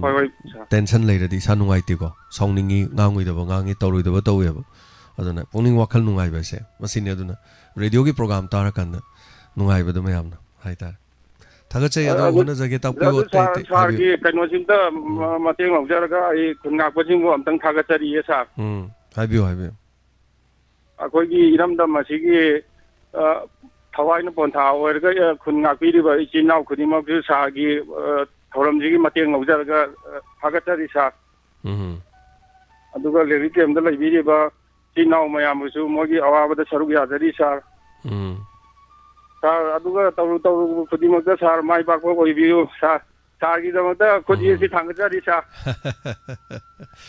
thank you yam nungai jare saruk ya birak ko yam hona jarake yamna thabak sing asina tawjari basini hena mai pak taraga di he na hai tare aigi na tab aigi lepa sigi aigi lamdam sigi aigi khol sigi aduga aigi iramdam sigi hai tare sotho bo kya da dum mateng pang ga natraga punna tuna chamina ba yabado adu malam du dane ba khoina lakpo pamjari se aduga thank you so much thagachari sidani ko adu no khoi wakhal me am mana ba me am khoi punmina bam jang yais phana hai sa bai wani ko khoina phana am toy chi yaning da mi di ka su jang yaw ro yaning ba du di wakhal mana ba du dum lai doin adu punna chamina se punna mai pa mina se punna hona mina se re pa ke da ma khai tare ko thagachari Robin Maitei Kumujamna Mega Isai Sangpagi Sinbi Langbi Badana Ming Hapayaba number Matang Pibiro na tapire Robin Thorum the Equigi number 9077282001 the Equido in a message Tabiro message Tarakan Equi message to Pakum Hanjarake and live chat the number Piba to Nungaitre I know the program to Ribaninoko Hello Mingama the from have you see Hello Taram Nokchari Mingalai from what up you? Hello sir Kujimanday ne ta sa gi program jam ngai majari sa na ngai pon do không phang da sa ngasi di phang sa program jam sina koi gi depression na ba bom ta nang ka ya ta sa do phang phang ba yam nungai je akoi ne yam tathana taja bo hai ni aduna film star koi gi kaiku no bo ingon da hai ni ko tumba yadraba hingi matam koksi yaraktrakan itaw nangi program tai na haidu ma yam taru natra sumana yam kok saraba program tai na haire ai guli bo thadoi ne ma samona live ta sila interview da haigram anyway yam no jai aduga ai khoi gi se pura hidak amani aduga khoi se am phabani channel da ge khoi na top ni khoi na one ni ai khoi gi se tabiu ai khoi se ni pa param ni haibana te asing budi kai no hai kan da sidai da program saruk yari se uji uji ai mafam ke adane radios na thungba ko ade youtube ade iscom da tonga gtpl cable da uji uji gengi ba mayam pon mon hai tar mi mayam sina ai si tara kan da ngasi no magi aina khandoi wa khan si ai gi imung manung ai gi maru mapang ai ga tinaba ngasi aina reels yengoba film yengoba mobile kano mi yengoba adugi wa khan khatane ba khalis adu sidi tonga imung mayam gi kholao awabo ero nungai bo ero khoina sandokpa sida nokning bo ero paktaba bo ero apakpa bo ero mayam si tara kan dagi pongning wakhal sida hapchala kan adagi nungti gi phongba pauche gi headline sing aduga khana nei na ba te te ko sumai no koi koks da hapchan gar kan wakhan ji sum nungai ba doni potha ba mayam do haita thank you so much atai kari si thabalai birige ai katang na tana koi gi koi khojma da lai ba de dagi jumlong gi ma ba sa gi program se oi ma ba potha lai se ngai jari hiding with them namisa hai ba hai te matang ni taw de thagachari ngaje sarga biro ko dum tabiu ado koi hona jari se khajik tang ngai jari bani radio chi chahi ama fadri bani aduga diamond tv budi 2022ꯒꯤ ꯑꯩꯈꯣꯏꯅ ꯑꯣꯒꯁꯀꯤ ꯇꯥꯡ 6ꯇꯒꯤ ꯅꯣꯡꯉꯥꯟꯕꯒ ꯑꯗꯨꯝ ꯍꯧꯈ꯭ꯔꯕꯅꯤ ꯑꯗꯨꯒ TV ꯆꯦꯅꯦꯜꯗ ꯌꯥꯎꯕꯅ ꯁꯦꯞꯇꯦꯝꯕꯔꯒꯤ ꯇꯥꯡ 4ꯗ ꯌꯥꯎꯕꯅꯤ 2022ꯒꯤ TV ꯆꯦꯅꯦꯜꯗ ꯏꯍꯥꯟ ꯍꯥꯟꯅ ꯌꯥꯎꯕꯁꯦ ꯁꯦꯞꯇꯦꯝꯕꯔꯒꯤ ꯇꯥꯡ 4ꯗ ꯌꯥꯎꯕꯅꯤ ꯔꯦꯗꯤꯑꯣꯅ ꯍꯧꯗꯣꯛꯈꯤꯕꯅ ꯑꯣꯒꯁꯀꯤ ꯇꯥꯡ 4ꯗꯅꯤ ꯑꯣꯒꯁꯀꯤ ꯇꯥꯡ 4ꯁꯦ ꯍꯟꯗꯛ ꯆꯍꯤ ꯐꯥꯗꯣꯏꯅꯦꯕ ꯑꯗꯣ ꯑꯩꯈꯣꯏꯅ ꯇꯧꯖꯒꯦ ꯈꯟꯕ ꯃꯌꯥꯝ ꯑꯃ ꯂꯩꯔꯤ ꯑꯗꯨꯒ ꯅꯨꯡꯉꯥꯏꯕ ꯄ꯭ꯔꯣꯒ꯭ꯔꯥꯝꯁꯤꯡ ꯑꯗꯣꯝ ꯑꯗꯣꯝꯒꯤ ꯈꯨꯟꯗ ꯂꯥꯛꯄ ꯑꯗꯣꯝ ꯑꯗꯣꯝꯒꯤ ꯂꯩꯀꯥꯏꯗ ꯂꯥꯛꯄ ꯇꯣꯉꯥꯟ ꯇꯣꯉꯥꯟꯕ ꯑꯩꯈꯣꯏꯅ ꯀꯣꯏꯅ ꯆꯠꯄꯒꯤ ꯄ꯭ꯔꯣꯒ꯭ꯔꯥꯝꯅꯆꯤꯡꯕ ꯑꯗꯨꯅ ꯑꯩꯅ ꯗ꯭ꯔꯣꯟ ꯂꯩꯅꯕ ꯍꯣꯠꯅꯔꯤꯒ ꯍꯥꯏꯗꯣ ꯃꯌꯥꯝꯗꯩ ꯗ꯭ꯔꯣꯟ ꯁꯨꯝ ꯈꯥꯏꯕꯗ ꯁꯦꯟ ꯈꯥꯏꯔꯛꯄꯗ ꯍꯥꯏꯇꯥꯔꯦ ꯂꯨꯄꯥ ꯂꯤꯁꯤꯡ ꯑꯗꯨꯝ 10ꯒ ꯁꯝꯊꯤꯡ ꯈꯔ ꯍꯧꯖꯤꯛ ꯑꯗꯨꯝ ꯁꯨꯔ ꯂꯩꯔꯦ ꯑꯗꯨ 10ꯅ ꯗ꯭ꯔꯣꯟ ꯂꯩꯕꯗꯤ ꯌꯥꯕ ꯅꯠꯇꯦ ꯑꯗꯨꯅ ꯂꯩꯒꯅꯤ ꯁꯣꯏꯅ ꯂꯩꯒꯅꯤ ꯑꯗꯨ ꯂꯩꯔ ꯃꯇꯨꯡꯗ ꯑꯗꯣꯝ ꯑꯗꯣꯝꯒꯤ ꯂꯩꯀꯥꯏꯗ ꯂꯥꯛꯄꯒꯤ ꯈꯨꯗꯣꯡꯆꯥꯕ ꯑꯃ ꯂꯧꯗꯣꯏꯅꯤ ꯁꯝꯅ ꯍꯥꯏꯔꯕꯗ ꯍꯌꯦꯡꯗꯤ ꯑꯗꯣꯝꯒꯤ ꯂꯝꯗ ꯂꯥꯛꯑꯅꯤ ꯈꯨꯖꯨꯃꯥꯟꯗ ꯂꯥꯛꯑꯅꯤ ꯍꯥꯏꯔꯗꯤ ꯈꯨꯖꯨꯃꯥꯟꯗ ꯂꯩꯕꯤꯕ ꯏꯃꯥ ꯏꯕꯦꯜꯁꯤꯡ ꯉꯥꯏꯍꯥꯛ ꯂꯩꯕꯤꯔꯝ ꯇꯥꯔꯦ ꯋꯥꯔꯤꯅꯤꯀꯣ ꯑꯗꯒꯤ ꯀꯝꯃꯨꯅꯤꯇꯤ ꯍꯣꯜꯒꯨꯝꯕ ꯂꯝꯄꯥꯛꯀꯨꯝꯕꯗ ꯂꯩꯕꯗ ꯃꯌꯥम ꯑꯗꯩꯗꯤ ꯑꯩꯈꯣꯏꯅ ꯗ꯭ꯔꯣꯟꯗꯣ ꯄꯥꯏꯈꯠꯂꯒ ꯑꯗꯨꯋꯥꯏꯗꯣ ꯄꯥꯏꯍꯟꯗꯣꯏꯅꯦꯕ ꯎꯠꯇꯣꯏꯅꯦꯕ ꯑꯩꯈꯣꯏꯅ ꯌꯦꯡꯕꯤꯌꯨ ꯃꯌꯥꯝ ꯁꯤꯅꯤ ꯈꯣꯏꯖꯨꯃꯥꯟ ꯍꯥꯏꯁꯦ ꯈꯣꯏꯖꯨꯃꯥꯟꯒꯤ ꯑꯀꯣꯏꯕꯁꯦ ꯌꯦꯡꯕꯤꯌꯨ ꯀꯥꯏꯅ ꯁꯨꯃꯥꯏꯅ ꯑꯗ ꯈꯣꯏꯖꯨꯃꯥꯟꯗ ꯀꯔꯤ ꯂꯩ ꯏꯁꯤꯡ ꯊꯛꯅꯕ ꯂꯩꯕ꯭ꯔꯥ ꯁ꯭ꯀꯨꯜ ꯂꯩꯕ꯭ꯔꯥ ꯑꯗꯒꯤ ꯀꯣꯂꯦꯖ ꯂꯩꯕ꯭ꯔꯥ ꯋꯥꯔꯤꯅꯤꯀꯣ SDC ꯂꯩꯕ꯭ꯔꯥ ꯄꯨꯂꯤꯁ ꯁ꯭ꯇꯦꯁꯟ ꯂꯩꯕ꯭ꯔꯥ ꯑꯗꯒꯤ ꯐꯥꯌꯔ ꯕ꯭ꯔꯤꯒꯦꯗ ꯑꯅꯛꯄ ꯀꯗꯥꯏꯗ ꯂꯩ ꯑꯗꯒꯤꯗꯤ ꯀꯔꯤ ꯍꯥꯏꯅꯤ ꯄ꯭ꯔꯥꯏꯃꯥꯔꯤ ꯍꯦꯜꯊ ꯁꯦꯟꯇꯔ ꯂꯩꯕ꯭ꯔꯥ ꯑꯗꯒꯤ ꯑꯩꯈꯣꯏꯒꯤ ꯃꯐꯝꯁꯤꯗ ꯂꯩꯕ ꯑꯩꯈꯣꯏꯒꯤ ꯃꯤꯃꯥꯟꯅꯖꯗ꯭ꯔꯕꯁꯤꯡ ꯀꯔꯤ ꯀꯔꯤ ꯈꯨꯗꯣꯡꯆꯥꯕ ꯐꯪꯉꯤ ꯐꯪꯗꯦ ꯑꯗꯣ ꯃꯐꯝꯁꯤꯗ ꯂꯩꯕ ꯈ꯭ꯋꯥꯏ ꯑꯍꯜ ꯑꯣꯏꯕꯅ ꯀꯅꯥꯅோ ꯑꯗꯒꯤ ꯁ꯭ꯄꯣꯔꯠꯁ ꯄꯥꯔꯁꯟ ꯂꯩꯕ꯭ꯔꯥ ꯑꯗꯒꯤ ꯀꯔꯤ ꯍꯥꯏꯅꯤ ꯌꯥꯝꯅ ꯂꯦꯝꯖꯅꯤꯡꯉꯥꯏ ꯑꯣꯏꯕ ꯃꯅꯥ ꯐꯪꯕ ꯀꯅꯥ ꯂꯩ ꯀꯥꯏꯅ ꯑꯩꯈꯣꯏꯅ ꯂꯦꯠꯁ ꯑꯦꯛꯁꯄ꯭ꯂꯣꯔ ꯑꯋꯥꯔ ꯚꯤꯂꯦꯖ ꯑꯩꯈꯣꯏꯒꯤ ꯈꯨꯡꯒꯪꯁꯦ ꯑꯩꯈꯣꯏꯅ ꯑꯦꯛꯁꯄꯣꯖ ꯇꯧꯁꯦ ꯍꯥꯏꯕ ꯃꯤꯅ ꯂꯥꯛꯑꯒ ꯇꯧꯕꯗꯨ ꯅꯠꯇꯕ ꯑꯗꯣ ꯂꯥꯏꯛ ꯉꯁꯥꯏꯒꯤ ꯈꯨꯖꯨꯃꯥꯟꯗ ꯇꯧꯕꯗꯣ ꯑꯗꯨꯃꯥꯏꯅꯅꯦ ꯊꯧꯕꯥꯜꯗ ꯑꯃꯨꯛ ꯇꯧꯕ ꯌꯥꯏ ꯊꯧꯕꯥꯜꯒꯤ ꯃꯐꯝ ꯑꯃꯗ ꯑꯃꯨꯛ ꯇꯧꯕ ꯌꯥꯏꯀꯣ ꯆꯔꯥꯡꯄꯥꯠ ꯇꯧꯕ ꯌꯥꯏ ꯑꯩꯈꯣꯏ ꯁꯤꯗ ꯍꯦꯛ ꯀꯣꯜꯂꯤꯕ ꯃꯐꯝ ꯍꯥꯏꯇꯥꯔꯦ ꯑꯗꯣ ꯀꯣꯟꯕꯤꯗ꯭ꯔꯒꯁꯨ ꯑꯩꯈꯣꯏꯅ ꯂꯝ ꯑꯃ ꯍꯥꯏꯇꯥꯔꯦ ꯁꯅꯥ ꯂꯩꯄꯥꯛꯀꯤ ꯂꯝ ꯑꯃ ꯃꯐꯝꯗꯣ ꯑꯩꯈꯣꯏꯒꯤꯅꯦꯅ ꯑꯣꯏꯕꯗꯨꯗꯤ ꯃꯐꯝꯗꯨꯗ ꯑꯩꯈꯣꯏꯅ ꯑꯦꯛꯁꯄ꯭ꯂꯣꯔ ꯇꯧꯕ ꯌꯥꯏ ꯑꯗꯨꯒꯤꯗꯃꯛꯇꯅꯦꯕ ꯑꯩꯈꯣꯏꯅ ꯍꯣꯠꯅꯖꯩꯁꯦ ꯑꯗꯨꯅ ꯃꯊꯪ ꯍꯣꯠꯅꯖꯔꯛꯀꯦ ꯇꯧꯕꯗꯗꯤ ꯃꯪ ꯍꯥꯏꯁꯦ ꯃꯪꯕꯩ ꯋꯥꯅꯤꯀꯣ ꯊꯨꯡꯕ ꯉꯝꯗꯕꯁꯨ ꯑꯗꯨꯝ ꯌꯥꯎꯏ ꯑꯗꯨꯒ ꯌꯥꯔꯤꯉꯩꯗꯤ ꯑꯩ ꯑꯦꯔꯣꯄ꯭ꯂꯦꯟ ꯑꯃ ꯂꯩꯒꯦ ꯍꯥꯏꯕꯗꯤ ꯅꯠꯇꯦꯗꯅꯀꯣ ꯉꯝꯗꯤ ꯉꯝꯗꯧ ꯃꯥꯜꯂꯦꯕ ꯑꯗꯨꯅ ꯃꯁꯤꯗ ꯀꯔꯤ ꯆꯪꯒꯦ ꯍꯥꯏ ꯀꯥꯟꯗ ꯏꯁꯣꯔꯅ ꯑꯩꯈꯣꯏ ꯄꯨꯟꯁꯤ ꯄꯤꯕꯤꯕ ꯆꯪꯉꯤ ꯑꯩꯈꯣꯏꯅ ꯇꯧꯖꯔꯤꯕ ꯊꯕꯛ ꯃꯥꯏ ꯄꯥꯛꯍꯟꯕ ꯑꯃ ꯆꯪꯉꯤ ꯃꯌꯥꯝꯅ ꯑꯩꯈꯣꯏꯕꯨꯁꯨ ꯅꯨꯡꯁꯤꯕꯤꯕ ꯑꯃ ꯆꯪꯉꯤ ꯑꯗꯨꯃꯥꯏꯅ ꯍꯥꯏꯇꯥꯔꯦꯅꯦ ꯁꯣ ꯍꯣꯠꯅꯃꯤꯟꯅꯁꯦ ꯃꯌꯥꯝ ꯄꯨꯝꯅꯃꯛꯀꯣ ꯑꯗꯨꯅ ꯀꯅꯥꯒꯨꯝꯕ ꯈꯔꯅ ꯃꯥꯏꯀꯩ ꯑꯃꯗ ꯏꯟꯈꯠꯄ ꯑꯣꯏꯁꯅꯨ ꯀꯅꯥꯒꯨꯝꯕ ꯈꯔꯅ ꯃꯥꯏꯀꯩ ꯑꯃꯗ ꯏꯟꯈꯠꯄ ꯑꯣꯏꯁꯅꯨ ꯀꯅꯥꯒꯨꯝꯕ ꯈꯔ ꯑꯃꯅ ꯑꯩꯈꯣꯏ ꯈꯔ ꯑꯃꯅ ꯑꯃꯨꯛ ꯑꯩꯈꯣꯏꯅ ꯉꯝꯖꯕ ꯊꯥꯛꯇ ꯏꯔꯩꯄꯥꯛꯀꯤ ꯏꯔꯝꯗꯝꯁꯤꯡꯒꯤꯗꯃꯛ ꯑꯩꯈꯣꯏ ꯍꯣꯠꯅꯔꯝꯕꯗ ꯃꯤ ꯑꯣꯏꯅ ꯄꯣꯛꯑꯝꯕꯒꯤꯗꯃꯛꯇ ꯃꯍꯩꯗꯣ ꯑꯗꯨꯗꯩꯗ ꯑꯗꯨꯃꯥꯏꯅ ꯁꯨꯝ ꯍꯣꯠꯅꯃꯤꯟꯅꯁꯦꯅ ꯍꯥꯏꯇꯥꯔꯦꯅꯦ hello Hello. Good afternoon, sir. ꯇꯔꯥꯝ ꯅꯣꯛꯆꯔꯤ ꯑꯩꯈꯣꯏꯒꯤ ꯑꯩꯅ ꯅꯝꯖꯔꯤꯕ ꯁꯦꯟꯇꯔꯁꯤ ꯑꯩꯈꯣꯏꯒꯤ ꯁꯥꯔ ꯖꯦꯝꯁꯀꯤ ꯁꯦꯟꯇꯔ ꯅꯠꯇ꯭ꯔꯥ ꯑꯧ ꯃꯥꯅꯤ ꯃꯥꯅꯤ ꯃꯤꯡꯒ ꯂꯩꯐꯝꯒ ꯍꯥꯏꯕꯤꯁꯤ ꯑꯩ ꯀꯛꯆꯤꯡꯗꯒꯤ ꯏꯃꯥ ꯕꯣꯔꯃꯅꯤ ꯏꯃꯥ ꯀꯔꯤ ꯅꯨꯃꯤꯠꯅꯣ ꯉꯁꯤꯗꯤ ꯐꯣꯟ ꯂꯥꯛꯏꯁꯤꯕꯣ ꯏꯃꯥꯒꯤ ꯈꯣꯟꯖꯦꯜ ꯇꯥꯗꯕ ꯌꯥꯝ ꯀꯨꯏꯔꯝꯃꯅꯤꯅꯦꯀꯣ ꯍꯣꯏ ꯏꯃꯥ ꯏꯃꯥꯒꯤꯁꯤ ꯁꯨꯃꯥꯏꯅ ꯇꯧꯕꯅꯤ ꯏꯕꯨꯡꯉꯣ ꯍꯜꯂꯣ ꯑꯧ ꯇꯥꯖꯔꯤ ꯏꯃꯥ ꯍꯥꯏꯕꯤꯌꯨ ꯑꯣ ꯀꯩꯅꯣ ꯇꯧꯕ ꯑꯩꯒꯤ ꯐꯣꯟꯁꯦ ꯑꯧ ꯑꯗꯨꯅꯦ ꯑꯩꯅ ꯏꯃꯥꯅꯅꯦ ꯏꯆꯥꯗ ꯑꯩꯒꯤ ꯅꯤꯡꯕ ꯀꯥꯏꯕ ꯃꯌꯥꯝꯁꯤ ꯐꯣꯡꯗꯣꯛꯆꯒꯦꯗꯅ ꯐꯣꯟ ꯑꯃ ꯂꯩꯔꯨꯔꯤꯕꯅꯤꯅꯦ ꯏꯕꯨꯡꯉꯣ ꯑꯩꯅ ꯇꯤꯀꯦꯠ ꯃꯆꯥ ꯑꯃ ꯄꯥꯏꯖꯕꯗꯣ ꯑꯗꯨꯒꯤ 0 ꯍꯥꯏꯕ ꯅꯝꯕꯔꯁꯤ ꯌꯥꯎꯕꯗ ꯁꯨꯛꯌꯥ ꯌꯥꯈꯤꯗꯕ ꯑꯗꯨ ꯌꯥꯗꯕꯩ ꯃꯊꯛꯇꯁꯨ ꯑꯃꯨꯛꯀ ꯍꯟꯅꯅꯦ ꯏꯁꯤꯡꯗ ꯇꯥꯁꯤꯟꯕ ꯑꯗꯩꯗꯤ ꯑꯩꯁꯤ ꯄꯨꯔꯥ ꯑꯣꯏꯈ꯭ꯔꯦꯕ ꯑꯩꯁꯤꯀꯣ ꯅꯪꯒꯤ ꯏꯆꯥꯒꯤ ꯅꯝꯕꯔꯗꯤ ꯑꯩꯅ ꯄꯨꯟꯁꯤꯗ ꯀꯥꯎꯔꯣꯏꯗꯕ ꯅꯝꯕꯔ ꯁꯤꯟꯐꯥꯗ ꯑꯗꯨꯝ ꯂꯩꯖꯩꯑꯕ 90772001 ꯁꯤ ꯏꯃꯥꯒꯤ ꯄꯨꯡꯒꯤ ꯃꯅꯨꯡꯗ ꯆꯥꯛ ꯆꯥꯕꯗ ꯌꯥꯎꯁꯤꯟꯈ꯭ꯔꯕ ꯅꯝꯕꯔꯅꯦꯕꯀꯣ ꯑꯗꯨꯅ ꯉꯁꯤꯗꯤ ꯑꯩꯅ ꯀꯥꯟꯅꯗꯦ ꯏꯃꯥꯒꯤ ꯐꯣꯟꯁꯤꯌꯥꯝ ꯍꯣꯡꯕ ꯌꯥꯝ 1,500 ꯄꯤꯕ ꯑꯃ ꯂꯩꯔꯒ ꯉꯁꯤꯗꯤ ꯄꯨꯡꯒꯤ ꯋꯥꯔꯣꯟꯁꯤꯗ ꯏꯆꯥꯒꯤ ꯈꯣꯟꯖꯦꯜꯗꯨ ꯇꯥꯖꯒꯦꯗ ꯏꯃꯥꯅ ꯉꯁꯥꯏꯗꯩ ꯑꯣꯠꯄꯗꯤ ꯌꯥꯝ ꯀꯨꯏꯔꯦꯀꯣ ꯑꯗꯨꯕꯨ ꯇꯥꯟꯖꯥꯁꯤꯗ ꯐꯪꯕꯗ ꯑꯗꯨꯛꯀꯤ ꯃꯇꯤꯛ ꯍꯔꯥꯎꯏ ꯂꯣꯏꯅꯅ ꯏꯆꯥꯁꯤꯡꯒꯤ ꯊꯧꯔꯝ ꯊꯧꯗꯥꯡ ꯈꯨꯗꯤꯡꯃꯛꯇ ꯏꯃꯥ ꯇꯥꯗꯕ ꯂꯩꯇꯦ ꯑꯗꯨꯝ ꯇꯥꯖꯩ ꯑꯗꯨꯒ ꯍꯥꯏꯗꯤ ꯐꯣꯡꯗꯣꯛꯅꯤꯡꯕ ꯀꯌꯥ ꯑꯃꯗꯤ ꯃꯣꯕꯥꯏꯜꯅ ꯌꯥꯗꯕꯅꯤꯅ ꯑꯗꯨꯝ ꯑꯩ ꯔꯦꯗꯤꯑꯣꯗ ꯇꯥꯖꯕꯅꯦꯕꯀꯣ ꯌꯥꯗꯕꯅꯤꯅ ꯏꯃꯥꯒꯤ ꯎꯄꯥꯏ ꯂꯩꯒꯗꯕ ꯏꯆꯥꯒꯤ ꯈꯣꯟꯖꯦꯜ ꯇꯥꯗꯕ ꯂꯩꯇꯦ ꯏꯟꯁꯄꯦꯛꯇꯔ ꯇꯌꯥꯏꯒꯤ ꯋꯥꯔꯤ ꯀꯌꯥ ꯑꯃꯁꯨ ꯑꯗꯨꯝ ꯇꯥꯏ ꯑꯩꯈꯣꯏꯅ ꯇꯥꯕ ꯄꯨꯝꯅꯃꯛꯁꯤꯗ ꯅꯣꯡꯃꯁꯤꯒꯤ ꯁꯛꯇꯝꯗꯨ ꯑꯉꯥꯡꯁꯤꯡꯒꯤ ꯌꯨꯇ꯭ꯌꯨꯕ ꯄꯥꯏꯕꯗ ꯆꯠꯂꯒ ꯌꯦꯡꯉꯨꯗꯧꯁꯨ ꯏꯃꯥꯅ ꯑꯩꯒꯤ ꯔꯦꯗꯤꯑꯣꯗꯨꯗꯒꯤ ꯂꯥꯞꯊꯣꯛꯄꯁꯨ ꯑꯃꯨꯛ ꯄꯥꯝꯖꯗꯕ ꯍꯥꯏꯇꯥꯔꯦ ꯑꯗꯨꯃꯥꯏꯅ ꯇꯧꯔꯒ ꯉꯁꯤꯗꯤ ꯈꯣꯟꯖꯦꯜꯒ ꯂꯣꯏꯅꯅ ꯏꯃꯥꯅ ꯇꯥꯖꯒꯦꯗꯅ ꯇꯧꯖꯔꯛꯄꯅꯤ ꯏꯃꯥꯅ ꯅꯐꯝꯗꯩ ꯂꯥꯞꯊꯣꯛꯑꯦ ꯍꯥꯏꯕ ꯋꯥꯍꯩꯗꯨꯃꯠꯇꯗꯤ ꯏꯃꯥꯗ ꯄꯜꯂꯛꯀꯅꯨꯀꯣ ꯏꯃꯥꯒꯤ ꯊꯃꯣꯏꯗ ꯃꯇꯦꯛ ꯀꯌꯥ ꯊꯣꯛꯅ ꯀꯥꯏꯈꯤꯒꯅꯦꯕꯀꯣ ꯑꯗꯒꯤ ꯑꯩꯅ ꯗꯥꯏꯃꯟ ꯗꯣꯅꯔꯁ ꯒ꯭ꯔꯨꯞꯀꯤ ꯊꯥ 6 ꯊꯤꯔꯝꯃꯒ ꯃꯇꯨꯡꯗ ꯊꯤꯔꯛꯇꯕꯒꯤ ꯃꯔꯝꯅ ꯏꯃꯥꯁꯤ ꯆꯍꯤꯁꯤꯃꯗ ꯑꯣꯄꯔꯦꯁꯟ 2ꯔꯛ ꯇꯧꯈꯤꯕꯀꯣ ꯑꯃꯅ ꯉꯛꯁꯝꯗ ꯑꯗꯩ ꯑꯃꯅ ꯅꯨꯄꯤ ꯑꯣꯏꯕꯒꯤ ꯑꯣꯝꯁ ꯂꯧꯊꯣꯛꯄꯒꯤ ꯑꯁꯨꯃꯥꯏꯅ ꯇꯧꯔꯒ ꯑꯩꯅ ꯇꯧꯈꯤꯕꯗꯒꯤ ꯊꯥ 6 ꯈꯛꯇꯪ ꯊꯤꯔꯝꯃꯒ ꯏꯃꯥ ꯄꯣꯊꯥꯈꯤꯕꯅꯦꯕ ꯑꯗꯨꯅ ꯃꯇꯝ ꯂꯩꯕ ꯈꯤꯕꯤꯛꯇ ꯍꯧꯖꯤꯛꯀꯤ ꯍꯥꯏꯔꯤꯕ ꯗꯣꯅꯔ ꯒ꯭ꯔꯨꯞꯀꯤ ꯄꯩꯁꯥꯁꯤ ꯍꯧꯖꯤꯛꯀꯤ ꯅꯪꯒꯤ ꯅꯝꯕꯔ ꯍꯧꯖꯤꯛ ꯏꯃꯥꯅ ꯇꯧꯔꯛꯏꯕ ꯅꯝꯕꯔꯁꯤꯒꯤ ꯅꯪꯒꯤ ꯋꯥꯆꯞ ꯒ꯭ꯔꯨꯞ ꯑꯗꯨꯝ ꯍꯥꯡꯉꯝꯒꯅꯤ ꯍꯥꯡꯕ ꯅꯠꯇ꯭ꯔꯣ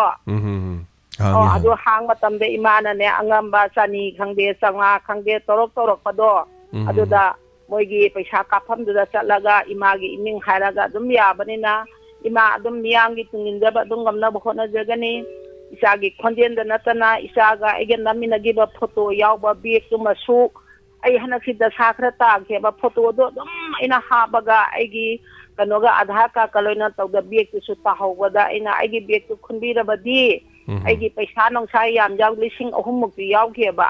ꯄꯩꯁꯥꯗꯨꯒꯤ ꯅꯠꯇꯦ ꯑꯩꯒꯤ ꯑꯙꯥꯔꯗꯨꯒ ꯑꯗꯒꯤ ꯏꯆꯥ ꯖꯦꯝꯁꯀ ꯄꯨꯟꯅ ꯅꯝꯃꯤꯟꯅꯕ ꯐꯣꯇꯣꯗꯨꯃꯛꯀꯗꯗꯤ ꯑꯩ ꯄꯥꯝꯗꯦ ꯑꯗ ꯑꯩꯅꯅꯦ ꯐꯅꯌꯥꯝ ꯍꯥꯏꯖꯈꯤꯕꯅꯦꯕ ꯑꯗꯨꯕꯨ ꯀꯝꯃꯛꯇ꯭ꯔꯦ ꯑꯗꯨꯅ ꯑꯃꯨꯛꯀ ꯍꯟꯅ ꯏꯆꯥꯒ ꯂꯣꯏꯅꯅ ꯐꯣꯇꯣ ꯅꯝꯃꯤꯟꯅꯔꯒ ꯏꯃꯥꯒꯤ ꯅꯣꯛꯐꯦꯠ ꯇꯧꯕ ꯃꯥꯏꯊꯣꯡꯗꯨꯅ ꯏꯃꯥꯕꯨ ꯀꯣꯟꯁꯤꯟꯕꯤꯔꯒ ꯅꯝꯈꯤꯕꯗꯣ ꯄꯨꯟꯁꯤꯗ ꯏꯃꯥꯅ ꯀꯥꯎꯗꯧ ꯂꯩꯇꯦꯀꯣ ꯃꯇꯝ ꯆꯨꯞꯄꯗ ꯏꯆꯥꯅ ꯇꯧꯔꯨꯕ ꯊꯕꯛ ꯈꯨꯗꯤꯡꯃꯛꯇ ꯍꯧꯖꯤꯛꯁꯨ ꯃꯥꯡꯖꯤꯟ ꯊꯥꯔꯛꯏ ꯍꯧꯖꯤꯛꯁꯨ ꯇꯨꯡꯑꯣꯏꯅꯗꯦ ꯏꯆꯥꯅ ꯃꯥꯡꯖꯤꯟ ꯊꯥꯔꯤ ꯑꯍꯦꯟꯕꯗ ꯑꯣꯏꯔꯒ ꯃꯤꯌꯥꯝꯒꯤ ꯁꯦꯕꯥꯁꯤꯗ ꯄꯨꯛꯅꯤꯡ ꯆꯪꯅ ꯊꯋꯥꯏ ꯌꯥꯎꯅ ꯃꯤꯌꯥꯝ ꯄꯨꯝꯅꯃꯛꯄꯨ ꯌꯦꯜꯍꯟꯕꯤꯗꯨꯅ ꯏꯆꯥꯒꯤ ꯊꯧꯔꯝ ꯊꯧꯗꯥꯡ ꯈꯨꯗꯤꯡꯃꯛꯇ ꯏꯁꯣꯔꯅ ꯆꯥꯟꯕꯤꯕ ꯑꯣꯏꯁꯅꯨ ꯍꯥꯏꯕ ꯋꯥꯍꯩꯁꯤ ꯈꯔꯒ ꯏꯃꯥꯅ ꯉꯁꯤꯒꯤꯗꯤ ꯃꯤꯌꯥꯝꯒꯤ ꯈꯜꯂꯒ ꯃꯇꯥꯡꯁꯤꯗ ꯄꯣꯊꯥꯔꯒꯦꯀꯣ ꯊꯥꯒꯠꯆꯔꯤ ꯃꯥ ꯌꯥꯝ ꯅꯨꯡꯉꯥꯏꯖꯩ ꯃꯥ ꯁꯔꯨꯛ ꯌꯥꯕꯤꯔꯛꯄ ꯅꯥꯗ ꯌꯦꯛꯇꯕ ꯑꯣꯏꯕꯤꯌꯨ ꯃꯥ ꯑꯗꯨꯒ ꯊꯧꯔꯝ ꯇꯥꯕ ꯑꯣꯏꯕꯤꯌꯨ ꯀꯛꯆꯤꯡꯗꯁꯨ ꯈꯔ ꯍꯥꯏꯕ ꯇꯥꯔꯦꯀꯣ ꯃꯇꯝ ꯑꯃꯗ ꯔꯦꯗꯤꯑꯣ ꯐꯪꯉꯝꯗꯕ ꯍꯧꯖꯤꯛ ꯈꯔ ꯑꯗꯨꯝ ꯐꯪꯉꯦ ꯑꯗꯨꯝ ꯇꯥꯕꯤꯗꯅ ꯁꯔꯨꯛ ꯌꯥꯕꯤꯌꯨ ꯏꯃꯥ ꯑꯗꯨꯒ ꯗꯣꯅꯔꯁꯀꯤ ꯃꯇꯥꯡꯗꯨꯗꯤ ꯃꯥ ꯗꯣꯅꯔꯁꯀꯤ ꯀꯥꯞꯄꯒꯤ ꯄꯩꯁꯥ ꯇꯣꯡꯉꯥꯜꯂꯤ ꯅꯝꯕꯔ ꯑꯃ ꯇꯣꯡꯉꯥꯜꯂꯤꯀꯣ ꯀꯥꯞꯐꯝꯗꯥꯏꯗ ꯑꯗꯨꯝ ꯅꯤꯡꯁꯤꯡꯕꯤꯔꯛꯑꯣ ꯏꯃꯥꯅ ꯐꯣꯟ ꯇꯧꯕꯤꯔꯛꯑꯣ ꯑꯗꯨꯒ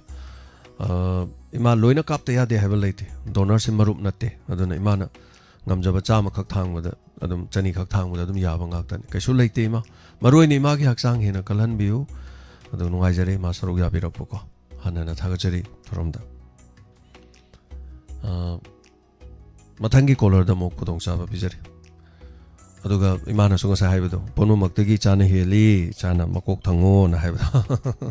ꯃꯗꯨ ꯑꯩꯅ ꯃꯀꯣꯛ ꯊꯣꯡꯕꯁꯨ ꯄꯥꯝꯖꯗꯦ ꯃꯅꯥ ꯐꯪꯗꯧ ꯀꯩꯁꯨ ꯂꯩꯇꯦꯕ ꯍꯣꯏ ꯑꯣꯜ ꯏꯟꯗꯤꯌꯥ ꯔꯦꯗꯤꯑꯣ ꯂꯩꯔꯤꯀꯣ ꯑꯩꯈꯣꯏꯅꯒ ꯇꯝꯖꯔꯨ ꯉꯝꯄꯣꯟꯗꯦ ꯑꯣꯜ ꯏꯟꯗꯤꯌꯥ ꯔꯦꯗꯤꯑꯣꯒꯤ ꯁꯔꯨꯛ 100ꯒꯤ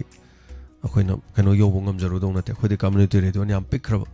ꯑꯩꯈꯣꯏ ꯄꯨꯝꯅꯃꯛꯀꯤ ꯃꯄꯤꯅꯤ ꯑꯣꯜ ꯏꯟꯗꯤꯌꯥ ꯔꯦꯗꯤꯑꯣ ꯍꯥꯏꯁꯦ ꯑꯗꯨꯒ ꯍꯣꯏ ꯀꯝꯃ꯭ꯌꯨꯅꯤꯇꯤ ꯔꯦꯗꯤꯑꯣ ꯃꯌꯥꯝ ꯂꯩꯔꯦꯀꯣ ꯍꯧꯖꯤꯛ ꯑꯗꯒꯤ ꯑꯩꯈꯣꯏꯅ ꯄ꯭ꯔꯣꯒ꯭ꯔꯥꯝ ꯇꯧꯕ ꯉꯝꯗꯕ ꯃꯌꯥꯝ ꯇꯧꯋꯦꯕ ꯑꯩꯗꯤ ꯅꯣꯡꯃꯟ ꯔꯦꯗꯤꯑꯣ ꯒꯥꯏꯁꯦ ꯑꯩ ꯌꯥꯝ ꯊꯥꯒꯠꯆꯩꯌꯦꯕꯀꯣ ꯄ꯭ꯔꯣꯒ꯭ꯔꯥꯝꯁꯦ ꯑꯩꯈꯣꯏꯒꯤ ꯀꯝꯃ꯭ꯌꯨꯅꯤꯇꯤꯒꯤ CP ꯄ꯭ꯔꯣꯒ꯭ꯔꯥꯝ ꯌꯥꯝ ꯇꯧꯋꯦꯕ ꯃꯣꯏꯁꯨ ꯑꯩ ꯌꯥꯝ ꯊꯧꯒꯠꯂꯦ ꯄꯨꯛꯅꯤꯡ ꯌꯥꯝ ꯊꯧꯒꯠꯂꯦ ꯁ꯭ꯇꯥꯐꯁꯤꯡ ꯑꯗꯒꯤ ꯏꯟꯀ꯭ꯂꯨꯗꯤꯡ ꯃꯗꯨꯒꯤ ꯑꯣꯏꯔꯤꯕ ꯃꯄꯨ ꯑꯩꯈꯣꯏ ꯁꯥꯔꯤꯕ ꯆꯧꯕ ꯍꯥꯏꯇꯥꯔꯦ ꯑꯩꯈꯣꯏ ꯌꯥꯝ ꯊꯥꯒꯠꯂꯦ ꯄ꯭ꯔꯣꯒ꯭ꯔꯥꯝ ꯌꯥꯝꯅ CP ꯄ꯭ꯔꯣꯒ꯭ꯔꯥꯝ ꯌꯥꯝ ꯇꯧꯕꯁꯦ ꯌꯥꯝ ꯅꯨꯡꯉꯥꯏ ꯑꯗꯩ ꯂꯣꯛꯇꯥꯛꯁꯨ ꯑꯗꯨꯝ ꯑꯣꯖꯥ ꯁꯨꯔꯟꯖꯣꯏꯁꯨ ꯑꯗꯨꯝ ꯌꯥꯝ ꯑꯩꯈꯣꯏꯅ ꯌꯥꯝ ꯏꯀꯥꯏ ꯈꯨꯝꯅꯖꯩ ꯍꯥꯏꯇꯥꯔꯦ ꯑꯗꯨꯒ ꯑꯇꯣꯞꯄ ꯔꯦꯗꯤꯑꯣ ꯆꯦꯅꯦꯜꯁꯨ ꯍꯥꯏꯇꯥꯔꯦ ꯑꯩꯈꯣꯏꯅ ꯉꯝꯗꯕ ꯃꯌꯥꯝ ꯇꯧꯋꯦ ꯑꯗꯣ ꯃꯣꯏꯅ ꯇꯧꯗꯕ ꯈꯔꯁꯨ ꯑꯩꯈꯣꯏꯅ ꯇꯧꯋꯦꯕ ꯑꯗꯨꯅꯗꯤ ꯀꯩꯗꯧ ꯍꯥꯏꯇꯥꯔꯦ ꯑꯃꯅ ꯋꯥꯠꯍꯧꯕꯗꯣ ꯑꯃꯅ ꯐꯨꯀꯠꯂꯦꯗꯅ ꯑꯃꯅ ꯋꯥꯠꯍꯧꯕꯗꯣ ꯑꯃꯅ ꯐꯨꯀꯠꯂꯦꯗꯅ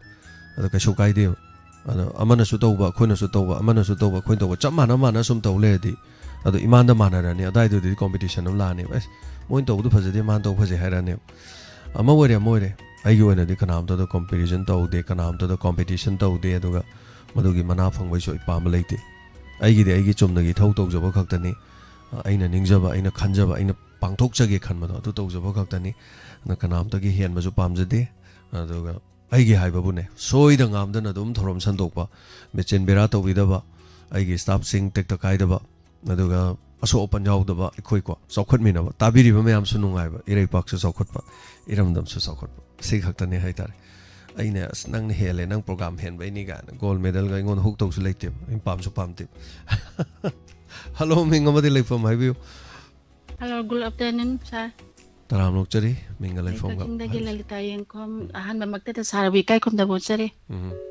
ꯊꯥꯒꯠꯆꯔꯤ ꯃꯦꯗꯥꯝ ꯁꯔꯨꯛ ꯌꯥꯕꯤꯔꯛꯄ ꯍꯥꯏꯕꯤꯌꯨ ꯃꯦꯗꯥꯝ ꯀꯔꯤ ꯍꯥꯏꯕꯤꯅꯤꯡ ꯍꯧꯖꯤꯛꯁꯨ ꯂꯤꯂꯥꯒꯤ ꯅꯨꯄꯤ ꯁꯥꯕꯤ ꯃꯌꯥꯝ ꯑꯃ ꯎꯅꯔꯒ ꯁꯥꯔꯅ ꯇꯧꯕꯁꯤ ꯌꯥꯝ ꯅꯨꯡꯉꯥꯏꯌꯦ ꯑꯩꯈꯣꯏꯁꯨ ꯌꯦꯡꯕꯗ ꯑꯗꯣ ꯑꯩꯅ ꯀꯩꯅꯣꯒꯨꯝꯇꯪ ꯍꯥꯏꯖꯅꯤꯡꯕ ꯂꯤꯂꯥꯒꯤ ꯅꯨꯄꯤ ꯁꯥꯕꯤꯒꯤ ꯈꯣꯟꯖꯦꯜ ꯇꯧꯕ ꯃꯈꯩꯁꯦ ꯈꯣꯟꯖꯦꯜ ꯁꯛꯄꯤꯕ ꯃꯈꯩꯁꯦ ꯑꯁꯤ ꯎꯅꯔꯒ ꯑꯁꯤꯒꯤ ꯏꯁꯩ ꯑꯝꯇ ꯅꯣꯡꯃ ꯁꯤꯡꯗꯣꯛꯑꯒ ꯊꯥꯕꯤꯕ ꯌꯥꯕꯒꯤ ꯃꯇꯝ ꯂꯩꯔꯗꯤ ꯑꯝꯇ ꯊꯥꯕꯤꯔꯛꯑꯣ ꯍꯥꯏꯖꯅꯤꯡꯕ ꯏꯁꯩ ꯑꯣꯏꯅ ꯊꯥꯔꯛꯑꯣ ꯍꯥꯏꯕ ꯂꯤꯂꯥꯒꯤ ꯅꯨꯄꯤ ꯁꯥꯕꯤ ꯈꯣꯟꯖꯦꯜꯁꯤꯡꯁꯤ ꯑꯁꯤꯒꯤ ꯃꯈꯩꯁꯤꯒꯤ ꯏꯁꯩ ꯑꯝꯇ ꯊꯥꯕꯤꯔꯛꯄ ꯌꯥꯔꯣꯏꯗ꯭ꯔꯣ ꯁꯥꯔ ꯃꯣꯏ ꯃꯁꯥ ꯀꯧꯔꯒ ꯇꯧ ꯍꯥꯏꯔꯥ ꯅꯠꯇꯦ ꯅꯠꯇ꯭ꯔꯒ ꯃꯁꯥ ꯀꯧꯔꯒ ꯅꯠꯇꯦ ꯂꯤꯂꯥꯗꯒꯤ ꯂꯧꯊꯣꯛꯑꯒ ꯂꯤꯂꯥꯗꯨꯒꯤ ꯂꯩꯈꯤꯗ꯭ꯔꯕ ꯑꯣꯖꯥ ꯅꯕ ꯆꯥꯛꯊꯦꯛꯄꯤꯒꯤ ꯏꯁꯩꯒꯥꯡꯁꯦ ꯁꯥꯔ ꯑꯩꯈꯣꯏ ꯇꯥꯕꯗꯤ ꯌꯥꯝ ꯅꯨꯡꯉꯥꯏꯖꯩꯌꯦꯕ ꯊꯃꯣꯏꯗꯤ ꯌꯥꯝ ꯃꯁꯤ ꯄꯦꯟꯖꯩ ꯑꯩ ꯍꯥꯟꯅ ꯄ꯭ꯔꯣꯒ꯭ꯔꯥꯝ ꯑꯩ ꯇꯧꯖꯔꯝꯕꯅꯤ ꯑꯩꯅ ꯍꯥꯟꯅ ꯇꯧꯔꯝꯃꯦ ꯑꯗꯨ ꯈꯔ ꯂꯩꯖꯩ ꯑꯗꯨꯝ ꯑꯗ ꯂꯥꯏꯕꯛ ꯊꯤꯕ ꯍꯥꯏꯔꯒꯗꯤ ꯀꯩꯅꯣ ꯍꯥꯏꯔꯒꯗꯤ ꯉꯁꯥꯏꯒꯤ ꯁꯨꯃꯥꯡ ꯂꯤꯂꯥꯗ ꯅꯝꯕ ꯏꯁꯩꯁꯦ ꯏꯁꯩꯁꯦ ꯀꯩꯗꯧꯒꯦꯕ ꯋꯥꯟ ꯇ꯭ꯔꯦꯛ ꯀꯧꯋꯦꯕ ꯑꯗꯣ ꯑꯩꯈꯣꯏꯅ ꯔꯦꯗꯤꯑꯣꯗꯒ ꯅꯝꯕꯁꯤ ꯋꯥꯟ ꯇ꯭ꯔꯦꯛ ꯑꯣꯏꯔꯁꯨ ꯁ꯭ꯇꯨꯗꯤꯑꯣ ꯃꯅꯨꯡ ꯅꯝꯕꯅꯤꯅ ꯈꯔ ꯐꯩꯌꯦꯕ ꯁꯨꯃꯥꯡ ꯂꯤꯂꯥꯁꯤꯅ ꯑꯩꯈꯣꯏꯒꯤ ꯐꯤꯜꯗ ꯁꯨꯃꯥꯡꯗ ꯅꯝꯈꯤꯕꯅꯤꯅꯅꯦ ꯏꯁꯩꯁꯤꯡꯁꯤꯒꯤ ꯀ꯭ꯋꯥꯂꯤꯇꯤꯁꯦ ꯑꯗꯨꯛꯀꯤ ꯃꯇꯤꯛ ꯂꯣ ꯑꯣꯏꯌꯦꯕ ꯑꯗꯣ ꯍꯧꯖꯤꯛꯄꯨꯗꯤ ꯑꯩꯅ ꯁꯨꯃꯥꯡ ꯂꯤꯂꯥꯗ ꯁꯛꯄ ꯑꯩꯒꯤ ꯏꯁꯩ ꯈꯔꯁꯨ ꯑꯩꯅ ꯏꯁꯩꯗꯨ ꯐꯖꯅꯤꯅ ꯈꯟꯕꯗꯒꯤ ꯅꯠꯇ꯭ꯔꯒ ꯏꯁꯩꯗꯨ ꯐꯥꯁ ꯇꯥꯈꯤꯕꯗꯒꯤ ꯑꯩꯅ ꯄꯥꯝꯃꯨꯖꯕꯗꯒꯤ ꯑꯩꯅ ꯅꯧꯅ ꯑꯃꯨꯛ ꯔꯦꯀꯣꯔꯠ ꯇꯧꯖꯕꯩ ꯋꯥꯅꯦꯕ ꯑꯗꯨꯅ ꯃꯍꯧꯁꯥ ꯁꯛꯈꯤꯕꯁꯤꯡꯁꯦ ꯔꯦꯀꯣꯔꯠꯁꯦ ꯑꯃꯐꯥꯎ ꯂꯩꯇꯕ ꯁꯤꯃ ꯂꯩꯔꯦꯀꯣ ꯑꯅꯤꯁꯨꯕꯗ ꯂꯤꯂꯥꯗ ꯌꯥꯎꯕꯗꯨꯗꯤ ꯂꯩꯌꯦꯕꯀோ ꯂꯤꯂꯥꯗ ꯌꯥꯎꯕꯗꯨꯗꯤ ꯄꯨꯡꯒꯨꯝꯕ ꯁꯥꯎꯟꯒꯨꯝꯕꯁꯦ ꯌꯥꯝ ꯐꯖꯗꯕ ꯍꯥꯏꯇꯥꯔꯦ ꯑꯗꯨꯕꯨ ꯑꯩ ꯈꯔ ꯂꯩꯖꯩ